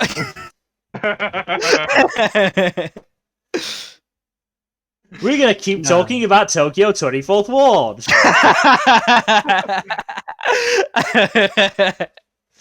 No, moving on to Spy Family. And not Spy X Family. I'm tired of people saying X. Spy Multiply Family. Yeah, Spy times family. Of course, the ultimate screenshot. Yeah. Spy cross family. I mean that face is the best of the Anya faces. Yeah, it's kind of the peak. I mean, we've had that as a fucking emote in our personal server for as long as it's been around, I think. Push to it. So yeah, I haven't watched today's episode, but at the same time, I have read the manga. So you know, if either of you or both of you watched it, you know, just tell me where it ends, and I can modify my knowledge. Realizing he's caught feelings and trying his best to avoid that realization. Yeah. Man, the fucking artist really grabbed hold of that one. Yeah, of course he develops feelings after being punched in the face. Yeah. Damn. Why wouldn't you? So yeah, first we have episode 5, which is actually mostly anime original, or at least a Yeah. large part of it is. And it was great. It was Fucking awesome. spectacular. Because a lot of the actual action where Lloyd is facing off against all of his fellow spies doesn't happen in the manga. Yeah. Yeah, no, it just skips straight to his confrontation. Not skip straight to it, but like just skims past most of the in-between stuff. Well, no, Yeah. what basically happens is they just get them to fill up the place, and then what was it? Anya just hides behind a table, frankly gets into character, and then drunk Yor just starts attacking. Drunk Yor. I love great. Yor just getting absolutely sloshed on a bottle of wine. Actually, probably multiple bottles. And then getting defeated by her heel snapping. Yeah. She doesn't even get defeated, she just falls asleep. She's just like, No, her heel snap, she falls over, and as soon as she hits the floor, she's like, okay, falling asleep. Yeah, that's her weakness, the heel. Yeah. Mm-hmm. Yeah, that's her Achilles heel. Good old Achilles heel, right? Yeah. Yeah, so canonically, according to Tatsuya Endo, the author of the series, if you were to measure combat rating on a scale from 1 to 100, Floyd would be about a 60, 70, somewhere in that range. Yor would be 100. Yeah. It makes sense. He's a spy, not a assassin. Mm-hmm. Yor is also just like straight up superhumanly strong. So yeah. Lloyd can back up his shit with with technique and whatever he has up his sleeve. Speed and technique is generally his stuff. Yeah.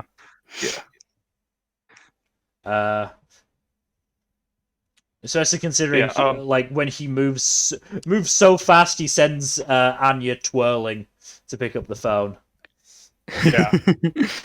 I love all the little Anya faces throughout these episodes. They're really fun. Yeah.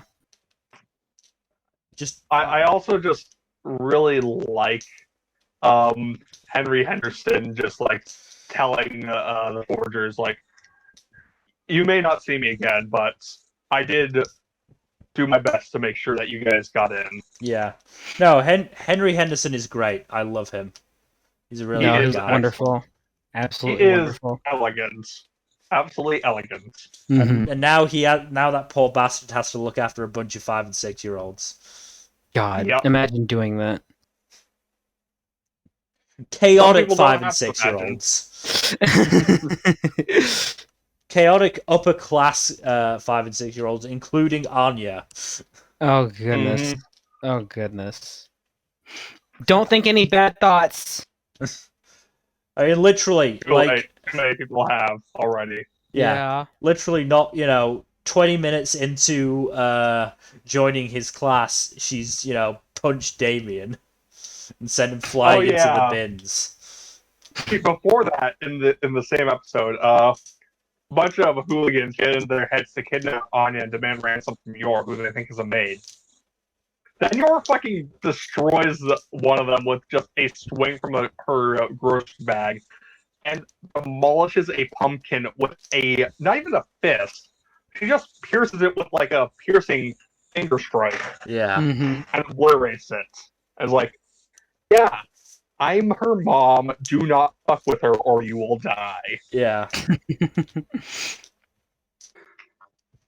And then she teaches Anya how to punch. Which, that backfires later. Yeah. Oh, poor. When Lloyd was getting briefed, and he was like, oh god, so much anxiety. Yep. I do love Handler and just her reaction to Lloyd's antics is like, you have some balls to hand me even more bills after all this shit you pulled. To be fair, I don't think they ever expected him to rent a fucking castle. Yeah, that is fair. But it was essential to the mission, Bill. It Don't was. you know? It was It essential. was. Yeah. Oh, 100%. Got to keep Anya happy. Exactly. But yeah, Anya just straight up decks Daimon in the face, and she inadvertently befriends Becky in the process by saying like, "Oh yeah, Damien stepped on her shoe, and at that point I just couldn't take it. I had to punch him in the Yeah. face. It was inevitable at that point. Mm-hmm. Once that happened, hands were a go.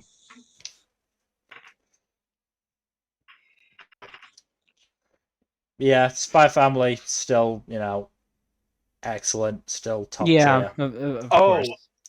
next episode we're gonna get Yours brother.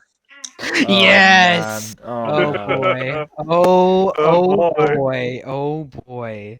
Oh Oh no. boy. Oh Yeah, no. because there's a post-credit scene for the most recent episode, Right. and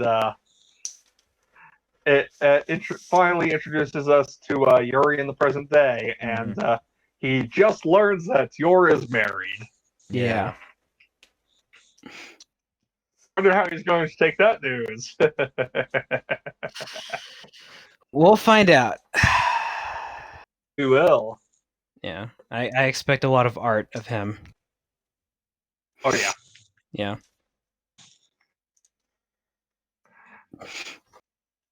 But I think that's just about it then. I mean, there's only so much we can say beyond that. The show is incredible and also incredibly funny. Mm-hmm. Other than that, we'd just be giving. We should also gush about the animation in episode 5, just because of how hard they went on the castle sequence. Yeah. Oh yeah. Yeah. That was They went way harder than they needed to, and it was great. yeah, because a large chunk of that episode was original. Yeah. It's like wow. Mm-hmm. I wonder if we'll get the 0.5 chapters. I hope so. There's one I really like that would be really fun to get adapted. Yeah. Oh, the one that features Yor extensively. Yeah. You know the one. Mm-hmm. Yeah. Yeah, we That should. was good. Yeah, let's move on to our penultimate show. Trapped in a dating sim. Yada yada yada. The Yeah, world it's of a very Otome long- games is tough for mobs. Mm. I'll say it if you I'm want. glad you picked that screenshot, Bill. Yeah. I feel like it's appropriate. Well, I did pick another one, but it was purely for selfish reasons. Oh? Oh? I didn't know I was in this Which- anime, and that I saved somebody.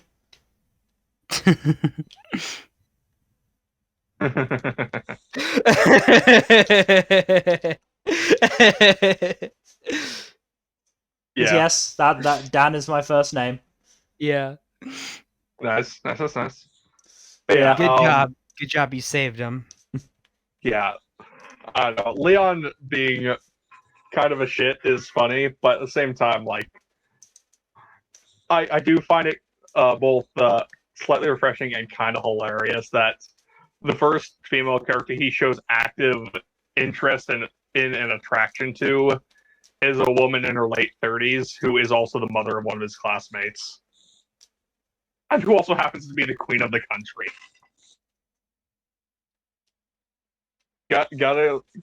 You gotta give him props for being a classic MILF hunter, you know? Mm-hmm.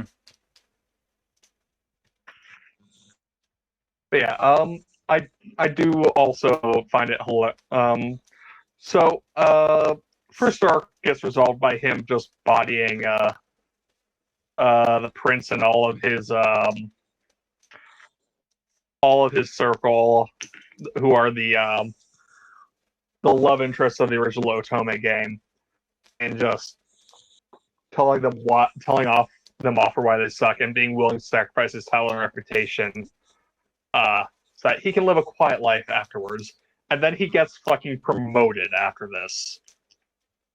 So you get a classic springtime for Hitler situation where, hey, I want to fail at this. haha, let's give you a reward for this type scenario. And then we have the whole classic school festival thing going on, and the queen decides to go incognito to troll him lightly for beating up her son, as one does. And as it turns out, Leon is getting a visitor to his establishment, who is being extremely unpleasant and orders her servants to attack the queen, which Leon takes as carte blanche to beat up said servants.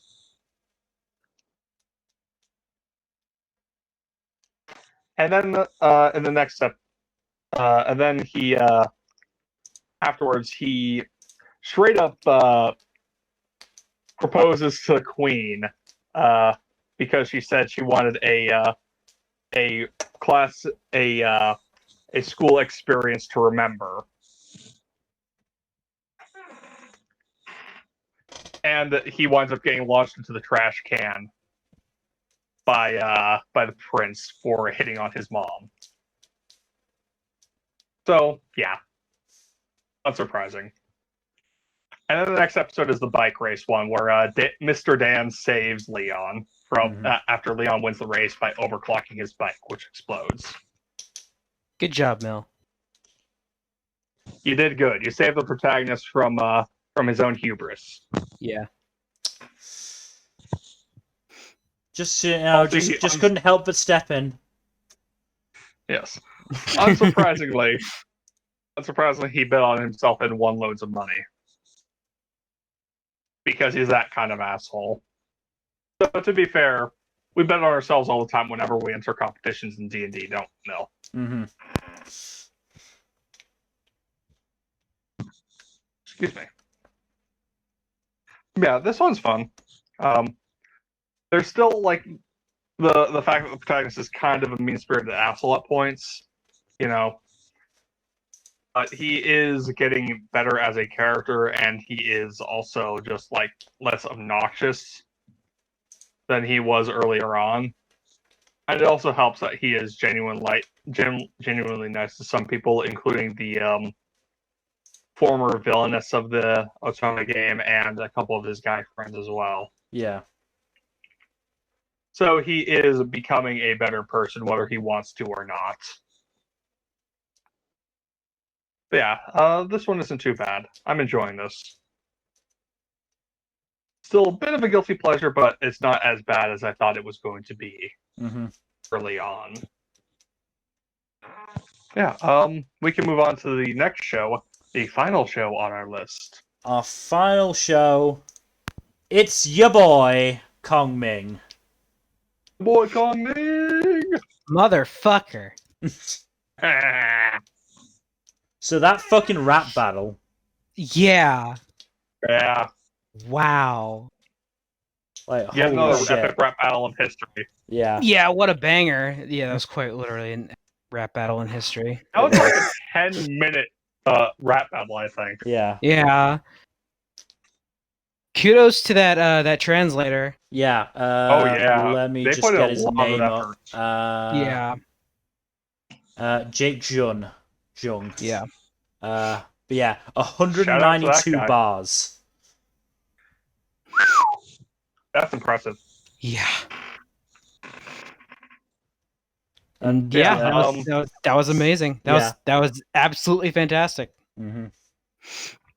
But also just the And fact, with the rap battle, yeah, but just how far fucking Kongming went to set up and manipulate the situation.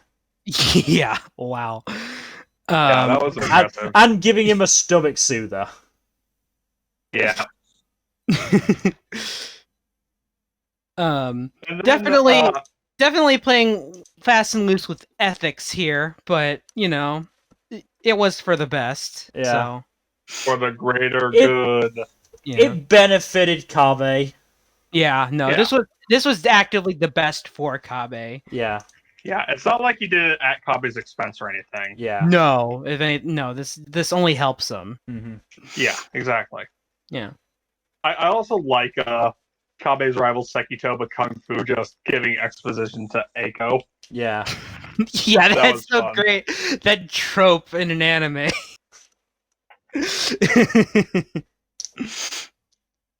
That was fun. Speaking of Eiko, though, she's actually gotten quite a bit of spotlight these past couple episodes, which I am very happy about. Her Yeah, and no. Kabe. Yeah, both of them. Yeah, the past few episodes have focused mainly on her and to a slightly less extent Kabe. Yeah, and she's made a friend who may or may not be in a rival faction. No, Yeah. she is. She is. Yeah, no, I know she is. I'm just playing at the ambiguity, even though it's very obvious. Went back Even and watched the start of episode 7. Kongming outright says Kuon Nanami, which is her name in the cast list. Ah, Yeah. okay. Yeah, I mean, she even has the same haircut with a whole the way the bangs are cut and everything. Yeah. Yeah. We also met Friends what was to it? enemies. Steve Kido, who looks a lot like Steve Aoki. who is the aforementioned pudding geezer. Yeah. Yep. He's a funny guy. It's fun. Also, the fact that he's just playing fucking, what was it? Wii Ring Fit with Kongming. Yeah. Yeah, that was funny. Ring Fit Adventure, yeah. Like, I thought they would. I didn't think they would, be doing physical battle. I thought they'd be playing something like, I don't know, shogi or go. No, that's what they want you to think. Yeah, I know. Oh god. Also, Kongming would absolutely win every time. Oh yeah, 100%. Yeah. Yeah. Gotta make it fair, you know? Yeah. Yeah. I'm glad Kabe met back up with his friend from high school. Yeah, that was actually really nice. Yeah. I loved seeing that. That was quite a sweet moment, as well as the two high school girls who managed to diss him as they were complimenting him. Yeah. Yeah, that was great.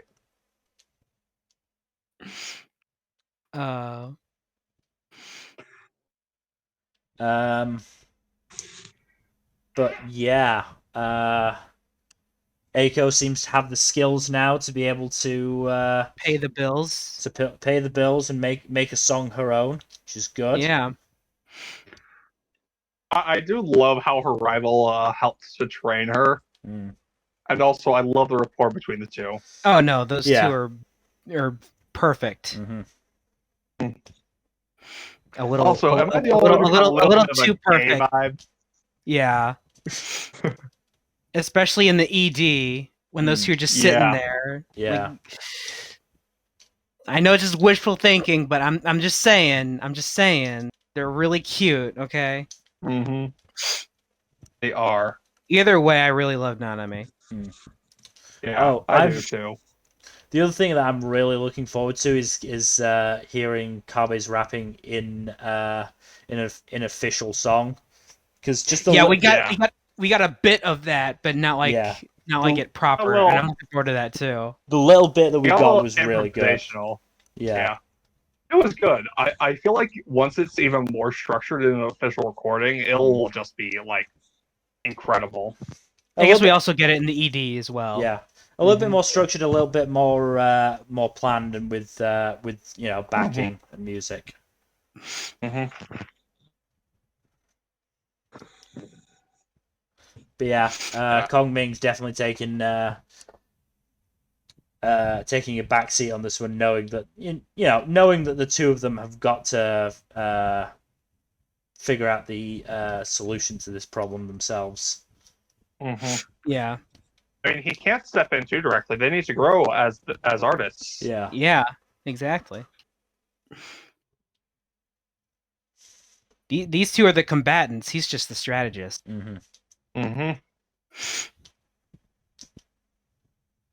Oh god, the fucking vision Eiko had of Kongming in the bath. That was hilarious. What was also fun was Kongming just like giving Echo 3 bags filled with random shit, and it turning out to like, oh, this is useful for in this specific scenario. We haven't found out what the third bag is used for yet. What was it again? It was a ticket somewhere? Yeah. I think so. Yeah. Yeah. $10 says it's going to be a ticket to one of Nanami's concerts. Yeah, most likely an Azalea concert. Mm-hmm. Yep. And that's when we get the dramatic review. Well, not necessarily. Okay. Well, actually, no. Yes, you'll be able to tell from a singing voice, won't she? Yep. Also, the bit of reaction we get to Nanami being called by her manager gives the impression that she's not particularly happy with. Well, yeah, she in episode, I think it might have been the start, either end of episode 7 or start of episode 8. We get another one of those trucks driving by with Azalea video playing on like a billboard, and Nanami seems very unhappy with it. So yeah, I don't think she's happy there at all. Mm-hmm. So how much you won't bet she's going to ultimately defect to Eiko's side after the competition? If not I mean, have you beforehand? seen the ED Yeah. and the I have OP? seen the ED. Yeah. I have. I don't need to. I mean, if we're making bets, all right, yeah, I'll bet like literally everything I own that she will defect. Yeah, I mean after episode 7 and starting episode 8, I hadn't gone back and checked the name of Azalea's singer yet, so I wasn't sure. I was like, I wonder if Nanami is actually like part of Azalea or something like that. And then I saw the OP where she does appear as part of Eiko's group, but also as part of Azalea, which sort of threw me off a little bit. And then yeah, I went back and checked. It's definitely her. Yeah, It's 100% Yeah, her. she's definitely joining Eiko's Yeah. squad at some point. Probably after the competition, but maybe before. I don't know. I'm leaning towards after. For now. So Because- I mean, it depends where this is going to end, I suppose. Probably with Summer Sonia. Yeah. There's still 4 episodes left, so I imagine the competition is going to come to a head in either episode 9 or episode 10. I imagine next episode. I can't think they've only got a few days left, so I can't think they'll drag it out too long. They'll probably resolve most of it in episode 9, and the last bit will be the last bit of the Deaimon will be episode 10. Yeah, but my guess is that Azalea manages to make it to Summer Sonia anyway, and then competes with Eiko. That would be interesting. I mean, I give it 50-50 that that'll happen versus them not making it and Nanami just defecting. I mean, it's just the fact that based on the OP, they seem like the main antagonists, so to speak. And thus far, they haven't, been much of a part of the show. I mean, To be fair, this is a very antagonist light season overall. Oh wow, you're right. Actually, let's see. Because if we're looking at the shows we're all watching, Spy X Family, the antagonists we haven't even met yet. No antagonist for Kaguya, really, or Shikimori, or Komi. None of you guys are watching Skeleton Knight, and there's not really a firm antagonist there.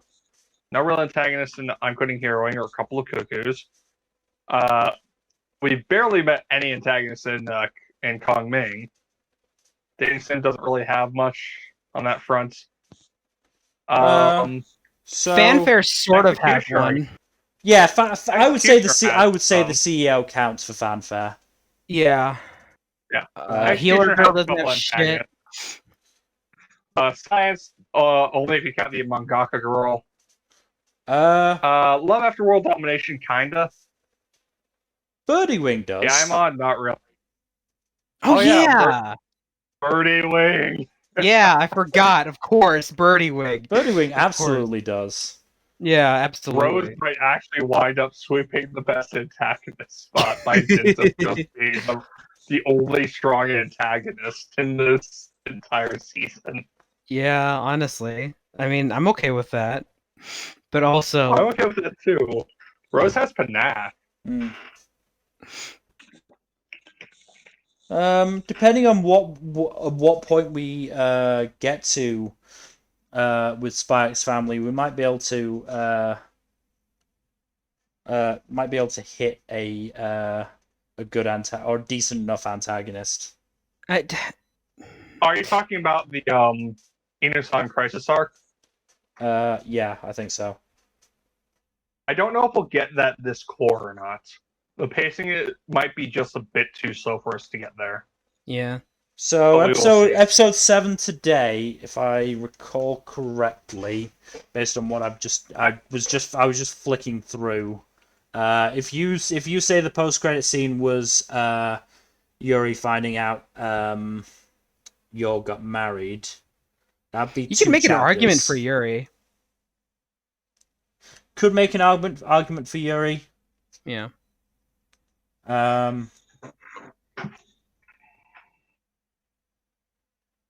You can make an argument for that fucking dickhead in the interview.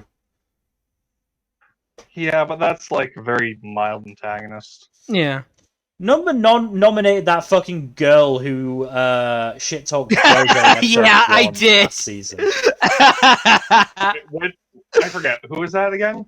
The girl from Dress Up Darling that scarred Gojo for life. Oh, yeah. That was also really light on antagonists. Yeah, but when was the last didn't have a season we choice. had that wasn't light on antagonists? I feel like that's the category I've struggled on most every season. Yeah. Yeah. It's hard because a lot of shows just don't have strong antagonists because they're not structured to have them. Man, where's traditional shonen when you need it?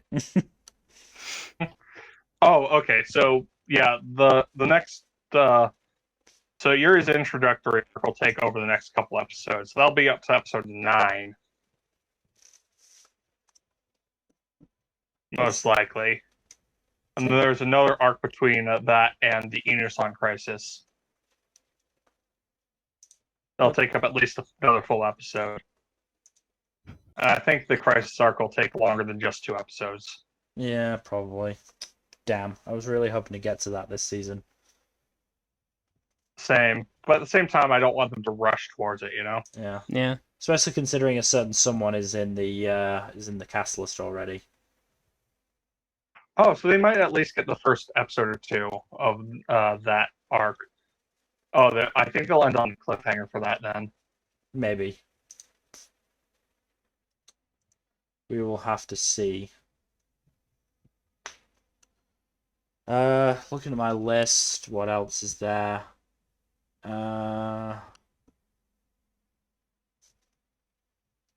anyone apply from Heroines? Don't think so. Not really. Not really. Nobody That really- might I mean, I change could- by the end of the season. I mean, I could maybe nominate someone from a couple of the East I'm watching, but they're pretty mid antagonists for the most part. Yeah. Other than that, we're limited to like characters from sequels and continuations mostly. Say like my only sequel is Komi. I mean, you nominated Imai. I did nominate Yumai last time, and I would do it again. I'm trying to basically skip through any segments that are heavy with her. Understandable. Like I definitely did with the one just after the typhoon. Mm-hmm. Just skip past that. Oh, that one. Yeah, that was fucking awful. Yeah, because I just didn't need that. I didn't need that. I don't blame you. I've got the manga. I know how it goes. It's not good. Mm-hmm. Yeah. Executioner is probably going to, depending on how the second arc goes, probably get a nomination for me. Yeah, probably. We'll see. I'll be able to give We shall see. I'll be able to give an honorable mention for Dance because of, toxic masculinity and gender stereotypes, but still being fucking handicapped by that. Oh, you can't nominate abstract concepts. Yes, you can't nominate honors. that was a joke reference to Sarasan Mai. Back when that was airing, we tried to nominate, but it was like, oh, they're an abstract concept. We can't nominate them. Mm-hmm. Yeah, this season being really heavy on sports shows and rom-coms means it's really hard to get like firm antagonists a lot of the time. Mm-hmm. I mean, and we're not watching a lot of the action-heavy shows. Yeah, sometimes sports shows can have decent antagonists. Sometimes, but it doesn't look like it's this time. Well, as I said, Birdie Wing does. Yeah. Mm-hmm. I mean, I might nominate Nanami from Kongming, but that really depends. If she counts, honestly. We just don't know how the season is going to end for some of these. Yeah. Yeah. Anyway, we have talked for long enough. We have talked for 4 hours now. 4 hours, 5 minutes and counting. So that is everything we are covering tonight.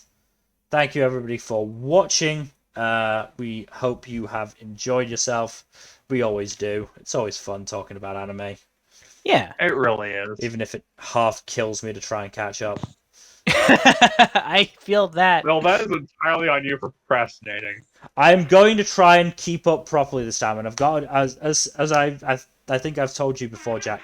I've got a new strategy now where I'm gonna, because part of the issue is I worry that if I watch something right after this stream and then have to talk about it for the finale stream, I'll have forgotten it because it's several weeks afterwards. Mm-hmm. So I'm going to start writing summaries again. Good strategy. So I'll have at the very least know the plot details of the episodes, even if I don't remember specific parts. Mm-hmm. So future stuff. No D&D tomorrow. So most likely I will be playing Persona 4 Golden. I will likely be joining you. Where am I in P4 Golden? Still ignoring Yosuke. He can go fuck himself. We've definitely met Naoto now. Properly and gotten their name. Oh yeah, that's right. Rise joined the party. We've started her social link, and she's fucking thirsty. Rise is always thirsty. She wants that P4 Pro Tag dick. Yeah. She be like that. So that's gonna be tomorrow. Later than D&D usually is more on probably our normal time, I would say. Like for regular streams. Tuesday, not P4 Golden. Gen and I are gonna play Road 96, which is a game that came out, I think maybe a year or so ago now, which looks really interesting. I watched somebody play it a few days ago, and it looked really fun. So. Thursday. Are we doing this? No, we're doing special Thursday Paradox Hour and talking about Encanto. Mm-hmm. You still have to watch it. I will watch it. I got time. Good. Push comes to shove, I'll pull an anime stream and just watch it the couple hours beforehand. Mm-hmm. So that's Thursday, and next Saturday, probably Persona 4 Golden. If not, we might do a tier list. Might do a tier list, yeah. We do have that, what was it? Devil Fruits, right? Well, there's Devil Fruits, there's also Best Anime Fights as well. I know Fuzzy's back, so we can have him on for Devil Fruits. I know he'd want to be a part of that. Again, I'm still waiting for more information on fucking Gum Fruit. Right. The other Yeah. thing to mention is in 2 weeks, we start our Pride Month lineup. Yep. Starting with a more in-depth look at Sasuke and Miyano. Yeah, we'll give the rest of the lineup as we get to it, but we don't have a firm order yet to it quite yet. But we will be doing lots of, or in terms of the Paradox Hour, we'll be doing LGBTQ plus related topics. Otherwise, again, thank you for watching. Please do give us a follow here on Twitch and on the link to our Twitter, and a subscribe on YouTube, where all our archives go up 2 weeks after the streams. And otherwise, we hope to see you tomorrow for more of the Golden Persona 4s. Good night. Bye-bye.